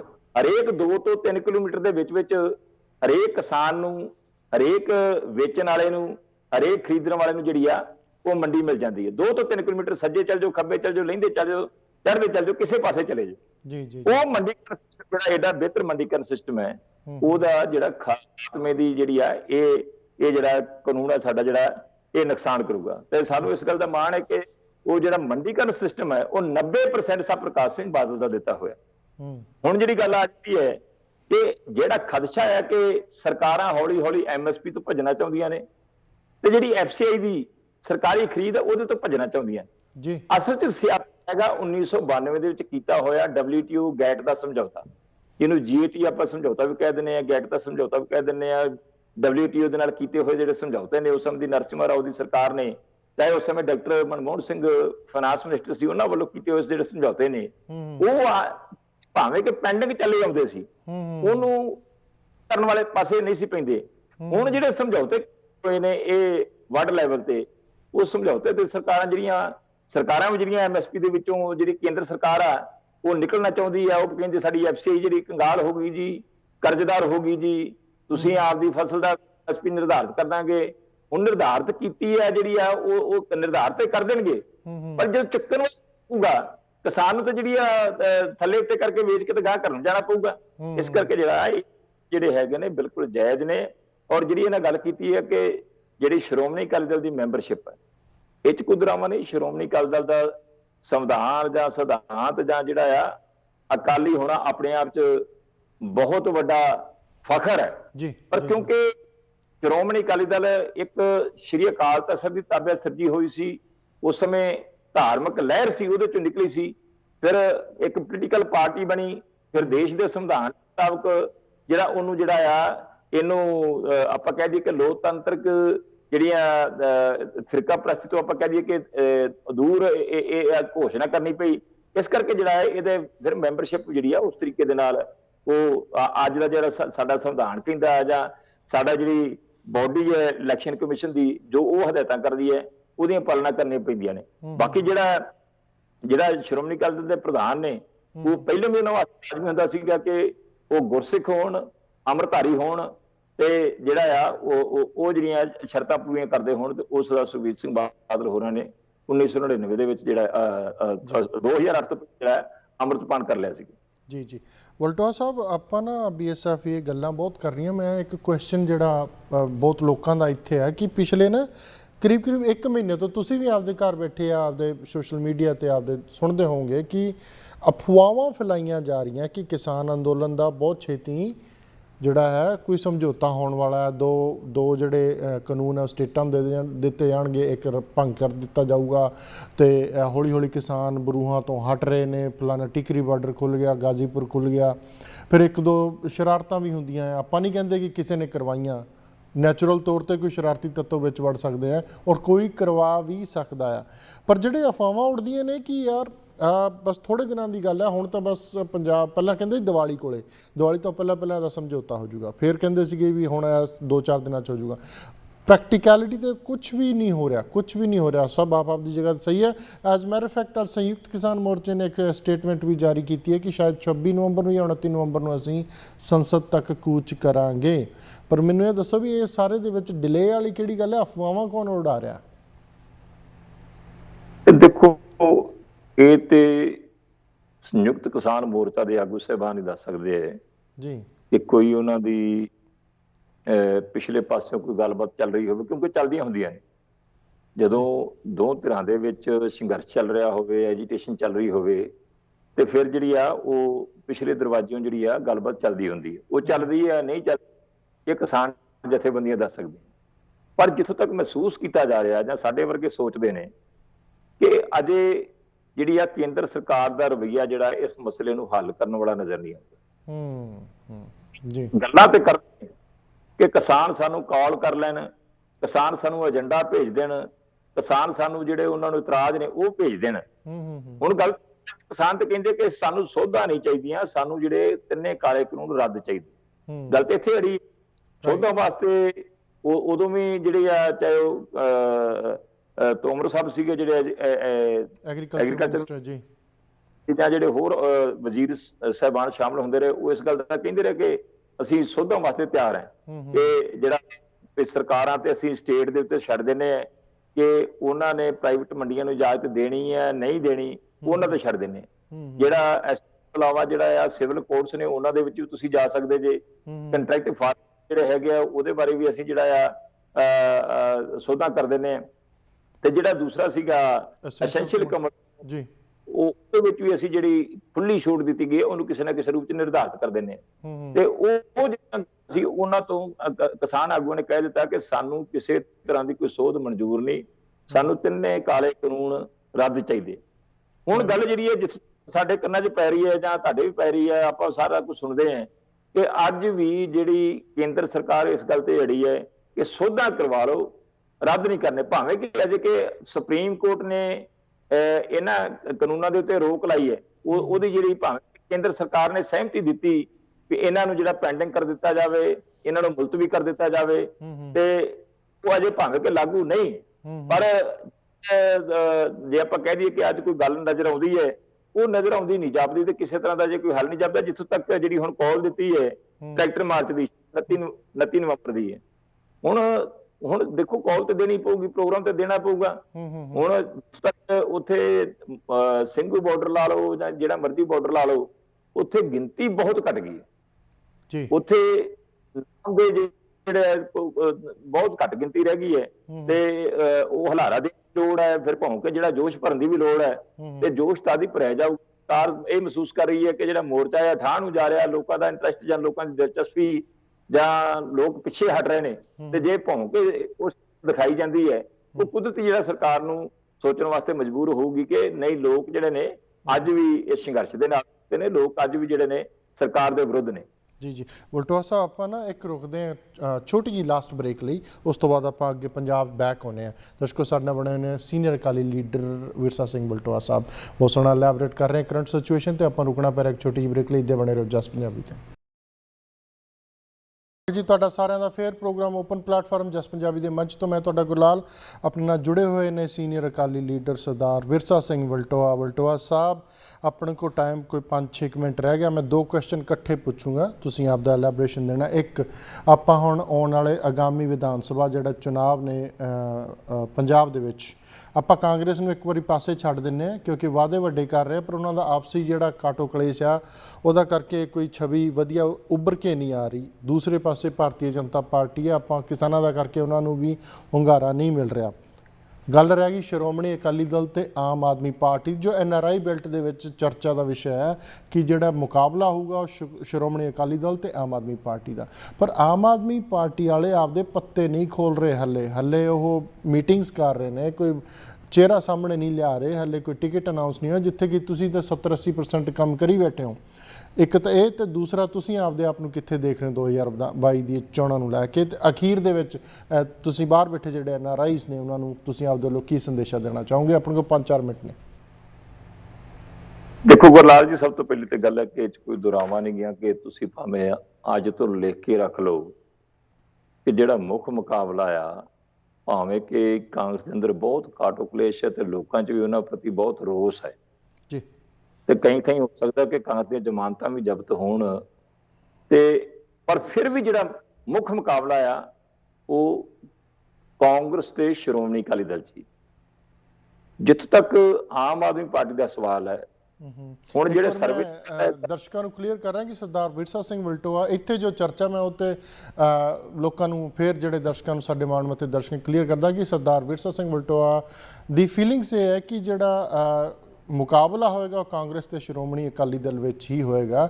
ਹਾਂਜੀ, ਅੱਗੇ ਦੇਖੋ, ਸਰਵੇ ਦੀ ਗੱਲ ਜਿਹੜੀ ਕਰ ਦਿੰਦੇ ਆ ਕਿ ਫਲਾਣਾ ਸਰਵੇ ਆ ਗਿਆ ਜੀ, ਫਲਾਣੇ ਸਰਵੇ ਆ ਗਿਆ। ਮੇਰੇ ਖਿਆਲ ਪਿਛਲੇ ਦਿਨੀ ਤੁਸੀਂ ਕੈਪਟਨ ਅਮਰਿੰਦਰ ਸਿੰਘ ਦਾ ਦੇਖਿਆ ਹੋਣਾ ਕਿ ਪੰਜਾਬ ਦੇ 40% ਜਿਹੜੇ ਬੜੇ ਵੱਡਾ ਇੰਗਲਿਸ਼ ਚੈਨਲ, ਜਿਹੜਾ ਅੰਗਰੇਜ਼ੀ ਦਾ ਚੈਨਲ ਹੈ, ਹਿੰਦੁਸਤਾਨ ਦਾ ਮੰਨਿਆ ਹੋਇਆ ਚੈਨਲ ਹੈ, ਉਹਨੇ ਜਿਹੜਾ ਸਰਵੇ ਦਿੱਤਾ ਕਿ 40% ਤੋਂ ਵੱਧ ਲੋਕ ਜਿਹੜੇ ਨੇ, 72% ਜਿਹੜੇ ਲੋਕ ਨੇ ਉਹ ਕੈਪਟਨ ਅਮਰਿੰਦਰ ਸਿੰਘ ਨੂੰ ਮੁੱਖ ਮੰਤਰੀ ਦੇਖਣਾ ਚਾਹੁੰਦੇ ਨੇ। ਇਸ ਕਰਕੇ ਜਿਹੜੀਆਂ ਨੇ ਸਰਵੇ ਵਾਲੇ ਪਾਸੇ ਨਾ, ਉਹ ਹਕੀਕਤ ਥੱਲੇ ਕੀ ਹੈ। ਹੁਣ ਆਮ ਆਦਮੀ ਪਾਰਟੀ 2014 ਦੇ ਵਿੱਚ 4 MP ਬਣਦੇ ਨੇ ਤੇ ਜਾ ਕੇ ਉੱਥੇ ਲੜਦੇ ਨੇ, ਤੇ ਇੱਕ MP ਜਿਹੜਾ ਆ ਹਰਿੰਦਰ ਸਿੰਘ ਖਾਲਸਾ ਭਗਵੰਤ ਸਿੰਘ ਮਾਨ ਬਾਰੇ ਹਿੰਦੁਸਤਾਨ ਦੇ ਇਤਿਹਾਸ 'ਚ ਪਹਿਲੀ ਵਾਰ ਲੋਕ ਸਭਾ ਦੇ ਸਪੀਕਰ ਨੂੰ ਚਿੱਠੀ ਲਿਖੀ ਜਾਂਦੀ ਹੈ ਕਿ ਮੇਰੇ ਨਾਲ ਦਾ ਮੈਂਬਰ ਪਾਰਲੀਮੈਂਟ ਹੈ, ਸ਼ਰਾਬ ਪੀ ਕੇ ਆਉਂਦਾ, ਮੈਨੂੰ ਇਹ ਤੋਂ ਬਚਾਓ, ਮੈਂ ਅੰਮ੍ਰਿਤਧਾਰੀ ਹਾਂ। ਔਰ 2 ਵੱਖ ਹੋ ਜਾਂਦੇ।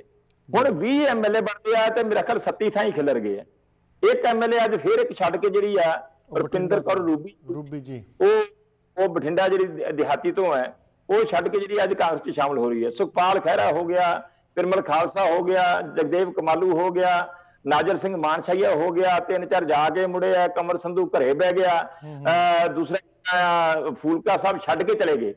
ਤੇ ਜਦੋਂ ਚੁਣੇ ਹੋਏ MLA ਜਾਂ MP ਇਕੱਠੇ ਨਹੀਂ ਰਹਿ ਸਕਦੇ, ਤੁਹਾਡੀ ਸੋਚ ਵੀ ਇੱਕ ਹੋ ਸਕਦੀ, ਤੇ ਫਿਰ ਤੁਸੀਂ ਕਿਵੇਂ ਕਰੋਗੇ? ਸਭ ਤੋਂ ਵੱਡੀ ਗੱਲ ਜਿਹੜੀ ਕਿਸਾਨੀ ਦੀ ਹੈ, ਤੁਸੀਂ ਵੀ ਗੁਰਲਾਲ ਜੀ ਪੰਜਾਬ ਨਾਲ ਜੁੜੇ ਹੋਏ ਜੇ। ਪੰਜਾਬ ਦੇ ਵਿੱਚ ਅਸੀਂ ਵੀ ਦੇਖਦੇ ਰਹੇ ਕਿ ਬੜੇ ਲੰਬੇ ਸਮੇਂ ਤੋਂ, ਭਾਵੇਂ ਕਿ ਗੱਲ ਮਾੜੀ ਹੈ, ਪ੍ਰਦੂਸ਼ਣ ਨਹੀਂ ਫੈਲਣਾ ਚਾਹੀਦਾ, ਕਿ ਪਰਾਲੀ ਸਾੜੀ ਜਾਂਦੀ ਹੈ, ਪੰਜਾਬ ਤੇ ਉਹਦਾ ਅਸਰ ਕੋਈ ਨਹੀਂਗਾ। ਤੇ ਦਿੱਲੀ ਵਾਲੇ ਨੇ ਰੌਲਾ ਪਾ ਪਾ ਕੇ ਕੇਜਰੀਵਾਲ ਸਾਹਿਬ ਨੇ ਕਿ ਪੰਜਾਬ ਦੀ ਪਰਾਲੀ ਦਾ ਧੂੰਆਂ ਜਿਹੜਾ ਦਿੱਲੀ ਆ ਗਿਆ ਜੀ, ਦਿੱਲੀ ਆ ਗਿਆ ਜੀ, ਦਿੱਲੀ ਦਾ ਪ੍ਰਦੂਸ਼ਣ ਵੱਧ ਗਿਆ ਜੀ, ਤੇ ਪੰਜਾਬ ਦੇ ਕਿਸਾਨਾਂ ਦੇ ਉੱਤੇ ਜਿਹੜੇ ਮੁਕੱਦਮੇ ਦਰਜ ਹੋਣੇ ਚਾਹੀਦੇ ਨੇ, ਰੋਕਿਆ ਜਾਣਾ ਚਾਹੀਦਾ ਹੈ, ਜੁਰਮਾਨੇ ਹੋਣੇ ਚਾਹੀਦੇ ਹੈ। NGT ਨੇ ਹਦਾਇਤਾਂ ਕਰਕੇ ਕਿਸਾਨਾਂ ਦੇ ਵਿਰੁੱਧ ਮੁਕੱਦਮੇ ਦਰਜ ਕਰਵਾਉਣ ਦੀ ਹਦਾਇਤਾਂ ਕਰਤੀਆਂ। ਨੈਸ਼ਨਲ ਗ੍ਰੀਨ ਟ੍ਰਿਬਿਊਨਲ ਔਰ ਭਾਰਤ ਸਰਕਾਰ ਨੂੰ ਜਿਹੜੀਆਂ ਹਦਾਇਤਾਂ ਜਾਰੀ ਕਰਨੀਆਂ ਪਈਆਂ, ਔਰ ਨਾਲ ਹੀ ਜੁਰਮਾਨੇ ਦਾ ਜਿਹੜਾ ਲਾਗੂ ਕੀਤਾ ਗਿਆ ਜੁਰਮਾਨਾ, ਤੁਸੀਂ ਸੁਣ ਕੇ ਜਦੋਂ ਪਹਿਲੇ ਮੁੱਢਲੇ ਰੂਪ ਚ ਲਾਗੂ ਕੀਤਾ ਗਿਆ ਕਿ 1 ਏਕੜ ਦੇ ਪਿੱਛੇ 1 ਕਰੋੜ ਜੁਰਮਾਨਾ, ਤੁਸੀਂ ਦੱਸੋ ਕੌਣ ਰੱਦ ਕਰਨਾ ਪਿਆ ਬਾਅਦ ਚ ਜੀ? ਉਹ ਰੱਦ ਕਰਨਾ ਪਿਆ। ਉਹ ਜਿਹੜਾ ਸਾਰਾ ਸਿਰੀ ਸਿਆਪਾ ਆ ਕੇਜਰੀਵਾਲ ਸਾਹਿਬ ਨੇ ਸ਼ੁਰੂ ਕੀਤਾ, ਤੇ ਅੱਜ ਵੀ ਉਹੀ ਭਾਸ਼ਾ ਆ। ਤੇ ਪੰਜਾਬ ਦਾ ਕਿਸਾਨ ਕਹਿੰਦਾ ਜੇ ਕੱਲ ਨੂੰ ਇਹ ਆ ਗਏ ਤੇ ਸਾਡੇ ਵਾਲਾ ਤੇ ਸਾਡੇ ਕੋਲ ਤਾਂ ਸਾਧਨ ਕੋਈ ਨਹੀਂ ਹੈਗਾ, ਭਾਵੇਂ ਕਿ ਆਪਾਂ ਨੂੰ ਕਹਿੰਦੇ ਝੋਨੇ ਚੋਂ ਕਿਸਾਨ ਨੂੰ ਨਿਕਲਣਾ ਚਾਹੀਦਾ ਆ, ਕਣਕ ਦੀ ਵੀ ਆਪਾਂ ਜਿਹੜਾ ਨਾੜ ਉਹ ਸਾੜਦੇ ਆ, ਤੇ ਪਰ ਕਿਉਂਕਿ ਸਾਧਨ ਹੈ ਨਹੀਂ ਗੇ, ਇਸ ਕਰਕੇ ਜਿਹੜਾ ਹੈ ਜਿਹੜੀ ਤੇ ਗੱਲ ਇਹ ਜਿਹੜੀ ਹੈਗੀ ਆ। 2-3 ਗੱਲਾਂ ਹੋਰ ਹੈਗੀਆਂ ਨੇ, ਚਾਹੇ ਪੰਜਾਬ ਦੇ ਪਾਣੀ ਦੀ ਗੱਲ ਕਰ ਲਈਏ, ਚਾਹੇ ਹੋਰ ਕਈ ਮਸਲੇ ਇਹੋ ਜਿਹੇ ਗੱਲ ਕਰ ਲਈਏ ਜਿਨ੍ਹਾਂ ਦੇ ਉੱਤੇ ਕੇਜਰੀਵਾਲ ਸਾਹਿਬ ਦਾ ਜਿਹੜਾ ਸਟੈਂਡ ਹੈ ਉਹ ਬੜਾ ਖਤਰਨਾਕ ਹੈ। ਇਸ ਕਰਕੇ ਕਿਸਾਨੀ ਜਿਹੜੇ ਜੋ ਪੰਜਾਬੀ ਲੋਕ ਨੇ ਉਹ ਇਸ ਗੱਲ ਨੂੰ ਪਸੰਦ ਨਹੀਂ ਕਰਦੇ, ਤੇ ਇਸ ਕਰਕੇ ਜਿਹੜਾ ਆਮ ਆਦਮੀ ਪਾਰਟੀ, ਮੇਰਾ ਖਿਆਲ ਹੈ ਇਹ ਹੋਰ ਧਰਨਾ ਅੱਗੇ ਵੀ ਗੱਲ ਕੀਤੀ ਸੀ, ਦੂਜੀ ਗੱਲ ਵੀ ਕਰਦਾ ਹੈ ਕਿ ਜਿਹੜੇ 20 MLA ਨੇ ਜਿਹੜੇ ਚੁਣੇ ਗਏ ਸੀ 2017 ਚ ਆਮ ਆਦਮੀ ਪਾਰਟੀ ਦੇ, ਤਾਂ ਇਹਨਾਂ ਚੋਂ ਇੱਕ ਤੋਂ ਗਲਤੀ ਨਾ ਭਾਵੇਂ ਆ ਜਾਣ ਚੁਣ ਕੇ ਦੁਬਾਰਾ, ਤੇ ਅੱਬਲ ਤਾਂ 20 ਦੇ 20 ਨਹੀਂ ਆਉਂਦੇ, ਵੱਧ ਤੋਂ ਵੱਧ 1 ਜਾਂ 2 ਆ ਸਕਦੇ ਆ, ਇਸ ਤੋਂ ਵੱਧ ਇਹਨਾਂ ਚੋਂ ਕਿਸੇ ਨੇ ਵਾਪਸ ਵਿਧਾਨ ਸਭਾ ਦੀਆਂ ਪੌੜੀਆਂ ਨਹੀਂ ਚੜ੍ਹਨ। ਜੀ ਅਖੀਰ ਆਪਣੇ 1.5 ਮਿੰਟ ਰਹਿ ਗਿਆ, NRIs ਨੂੰ ਕੋਈ ਤੁਹਾਡੇ ਵੱਲੋਂ ਸੁਨੇਹਾ ਵਲਟੋਆ ਸਾਹਿਬ? ਮੇਰੀ ਬੇਨਤੀ ਇੰਨੀ ਕਿ NRI ਸਾਡੇ ਆਪਣੇ ਨੇ, ਔਰ NRI ਦੀਆਂ ਸਮੱਸਿਆਵਾਂ ਦੂਰ ਕਰਨ ਵਾਸਤੇ ਸ਼੍ਰੋਮਣੀ ਅਕਾਲੀ ਦਲ ਦੀ ਸਰਕਾਰ ਨੇ, ਸਰ ਪ੍ਰਕਾਸ਼ ਸਿੰਘ ਬਾਦਲ ਨੇ ਬੜੇ ਯਤਨ ਕੀਤੇ, ਸੰਮੇਲਨ ਵੀ ਕਰਾਏ, ਸਾਰਿਆਂ ਨੂੰ ਚੇਤਾ ਹੋਣਾ। ਪਤਾ ਨਹੀਂ ਕਿਉਂ ਕਿ ਜਿਹੜੀ ਸਾਡੀ ਬਾਪ ਦਾਦਿਆਂ ਦੀ ਪਾਰਟੀ ਆ, ਠੀਕ ਹੈ, ਚ ਕੋਈ ਦਰਾਮ ਨਹੀਂ, ਇਹੀ ਕਹਿੰਦੇ ਕਿ ਗਲਤੀ ਨਹੀਂ ਸਾਡੇ ਕੋਲ ਹੋਈ ਹੋਊਗੀ, ਗਲਤੀ ਤਾਂ ਘਰ ਚਲਾਉਂਦੇ ਹੋ ਜਾਂਦੀ ਹੈ ਜੀ। ਤੇ ਮਤਲਬ ਜਿਹੜੀ ਸਾਡੇ ਬਾਪ ਦਾਦਿਆਂ ਦੀ ਪਾਰਟੀ ਆ, ਜਿਹਦੇ ਵਾਸਤੇ ਮੇਰਾ ਖਿਆਲ ਹਰੇਕ ਪਰਿਵਾਰ ਦੀ ਕਿਸੇ ਨਾ ਕਿਸੇ ਰੂਪ ਚ, ਚਾਹੇ ਕਿਸੇ ਦਾ ਦਾਦਾ ਅਕਾਲੀ ਰਿਹਾ ਹੈ, ਕਿਸੇ ਦਾ ਪੜਦਾਦਾ ਅਕਾਲੀ ਰਿਹਾ, ਕਿਸੇ ਦਾ ਪਿਓ ਅਕਾਲੀ ਰਿਹਾ, ਕੋਈ ਖੁਦ ਅਕਾਲੀ ਰਿਹਾ, ਤੇ ਆਪਾਂ ਇੱਕ ਜ਼ਹਿਰ ਜਿਹਾ ਬਣਾ ਕੇ ਜਿਹੜਾ ਤੁਰੇ ਫਿਰਦੇ ਆ, ਬਿਲਕੁਲ ਇੱਕ ਗਲਤ ਪ੍ਰਚਾਰ ਕੀਤਾ ਹੋਇਆ, ਇੱਕ ਜਿਹੜੀ ਹੈ ਨੈਗੇਟਿਵਿਟੀ ਫੈਲਾਈ ਗਈ ਹੈ। ਸ਼੍ਰੋਮਣੀ ਅਕਾਲੀ ਦਲ ਅੱਜ ਵੀ ਜੇ ਪੰਜਾਬ ਵਾਸਤੇ ਕੋਈ ਲੜ ਸਕਦਾ ਤਾਂ ਸ਼੍ਰੋਮਣੀ ਅਕਾਲੀ ਦਲ ਹੀ ਲੜ ਸਕਦਾ, ਜੇ ਪੰਜਾਬ ਦਾ ਕੁਝ ਸਕਦਾ ਤਾਂ ਸ਼੍ਰੋਮਣੀ ਅਕਾਲੀ ਦਲ ਹੀ ਕਰ ਸਕਦਾ। ਡਰਾਮੇ ਨਹੀਂ ਕਰਦਾ। ਸ਼੍ਰੋਮਣੀ ਅਕਾਲੀ ਦਲ ਨੇ ਜੋ ਪਿੱਛੇ ਕਿਹਾ ਉਹਦੇ ਤੇ ਪੂਰੀ ਉਤਰਿਆ, ਔਰ ਗਾਂ ਵੀ ਪੂਰੀ ਉਤਰਾਂਗੇ। ਇਸ ਕਰਕੇ ਹੱਥ ਬੰਨ ਕੇ ਬੇਨਤੀ ਹੈ ਕਿ ਕੋਈ ਫਾਇਦਾ ਨਹੀਂ ਜੇ ਸੱਜੇ ਖੱਬੇ ਐਵੇਂ ਕਦੀ ਆਪਾਂ ਇਧਰ ਨੂੰ ਤੁਰ ਪਏ, ਕਦੇ ਉਧਰ ਨੂੰ ਤੁਰ ਪਏ ਨੇ, ਕਦੀ ਕਿਸੇ ਦੇ ਮਗਰ ਜਿੰਦਾਬਾਦ ਜਿੰਦਾਬਾਦ ਕਰਨੀ ਸ਼ੁਰੂ ਕਰ ਦਿੰਦੇ ਆ। ਨਵਜੋਤ ਸਿੱਧੂ ਨੂੰ ਬੜਾ ਚੱਕਿਆ ਸੀਗਾ, ਨਵਜੋਤ ਸਿੱਧੂ ਦਾ ਹੁਣ ਤੁਸੀਂ ਦੇਖ ਹੀ ਲਿਆ। ਇਹਨੂੰ ਚੁੱਕਿਆ ਸੀ ਕਿ ਬੈਂਸ ਨੂੰ, ਜਿਹੜਾ ਸਿਮਰਜੀਤ ਹੈ ਉਹਦੇ ਤੁਹਾਡੇ ਕੋਲ ਸਾਹਮਣੇ ਕਾਂਡ ਆ ਹੀ ਗਏ ਆ। ਸੁਖਪਾਲ ਪਤਾ ਨਹੀਂ ਉਹਨੂੰ ਰੱਬ ਬਣਾਇਆ ਹੈਗਾ, ਅੱਜ ਕੰਧਾਂ 'ਚ ਵੱਜਦਾ ਜਾ ਕੇ ਕਾਂਗਰਸ ਜਾ ਕੇ ਡਿੱਗ ਪਿਆ। ਇਸ ਕਰਕੇ ਜਿਹੜੇ ਨੇ ਭਗਵੰਤ ਮਾਨ ਦਾ ਜੋ ਹਾਲ ਹੋਣ ਡਿਆ ਤੁਹਾਡੇ ਸਾਰਿਆਂ ਦੇ ਸਾਹਮਣੇ ਆ। ਇਸ ਕਰਕੇ ਸਾਡੀ ਹੱਥ ਬਣ ਕੇ ਬੇਨਤੀ ਆ, ਅਸੀਂ ਤੁਹਾਡੇ ਆਪਣੇ ਆ, ਜੇ ਕੋਈ ਸਾਡੇ ਕੋਲ ਕੁਤਾਹੀ ਹੋਈ ਹੈ ਉਹਦੀ ਅਸੀਂ ਮਾਫੀ ਮੰਗਦੇ ਆ। ਤੇ ਇਸ ਕਰਕੇ ਜਿਹੜਾ ਹੈ ਆਪਣੇ ਬਾਪ ਦਾਦਿਆਂ ਦੀ ਪਾਰਟੀ ਦੇ ਨਾਲ ਜੁੜੋ, ਉਹਨੂੰ ਸਹਿਯੋਗ ਕਰੋ, ਉਹਨੂੰ ਕੋਆਪਰੇਟ ਕਰੋ, ਇਹ ਮੇਰੀ ਬੇਨਤੀ। ਜੀ ਜੀ ਵਲਟੋਆ ਸਾਹਿਬ ਬਹੁਤ ਸੋਹਣਾ ਐਲੈਬੋਰੇਟ ਕੀਤਾ। ਕੁਐਸਚਨ ਬਹੁਤ ਰਹਿ ਗਏ, ਆਪਾਂ ਫਿਰ ਕਿਸ ਦਿਨ ਸੈਸ਼ਨ ਲਾਵਾਂਗੇ, ਵਕਤ ਇਜਾਜ਼ਤ ਨਹੀਂ ਦੇ ਰਿਹਾ। ਤੁਹਾਡਾ ਬਹੁਤ ਬਹੁਤ ਧੰਨਵਾਦ, ਤੁਸੀਂ ਸਾਡੇ ਲਈ ਟਾਈਮ ਕੱਢਿਆ। ਧੰਨਵਾਦ ਜੀ ਤੁਹਾਡਾ। ਮਿਹਰਬਾਨੀ ਜੀ ਗੁਰਲਾਲ ਜੀ, ਮੇਰੇ ਵੱਲੋਂ ਫਿਰ ਭੌਂਕ ਕੇ ਤੁਹਾਨੂੰ ਤੇ ਤੁਹਾਡੇ ਸਾਰੇ ਦਰਸ਼ਕਾਂ ਨੂੰ ਵਾਹਿਗੁਰੂ ਜੀ ਕਾ ਖਾਲਸਾ, ਵਾਹਿਗੁਰੂ ਜੀ ਕੀ ਫਤਿਹ। ਦਰਸ਼ਕੋ, ਇਹ ਸਨ ਸੀਨੀਅਰ ਅਕਾਲੀ ਲੀਡਰ ਵਿਰਸਾ ਸਿੰਘ ਵਲਟੋਆ। ਬਹੁਤ ਸੋਹਣਾ ਐਲੈਬੋਰੇਟ ਕੀਤਾ। ਅਗੇਨ ਗੱਲਾਂ ਇਹਨਾਂ ਨਾਲ ਹੋਰ ਬਹੁਤ ਸੀਗੀਆਂ ਜਿਹੜੀਆਂ ਨਹੀਂ ਹੋਈਆਂ, ਆਪਾਂ ਫਿਰ ਕਿਸ ਦਿਨ ਤੁਹਾਡੇ ਰੂਬਰੂ ਕਰਾਂਗੇ। ਆਪ ਦਾ ਪੂਰਾ ਖਿਆਲ ਰੱਖਣਾ। ਅੱਜ ਵਕਤ ਇਜਾਜ਼ਤ ਨਹੀਂ। ਮੈਨੂੰ ਗੁਰਲਾਲ ਨੂੰ ਦਿਓ ਇਜਾਜ਼ਤ। ਮੇਰੇ ਵੱਲੋਂ ਤੁਹਾਨੂੰ ਸਾਰਿਆਂ ਨੂੰ ਪਿਆਰ ਭਰੀ ਸਤਿ ਸ਼੍ਰੀ ਅਕਾਲ।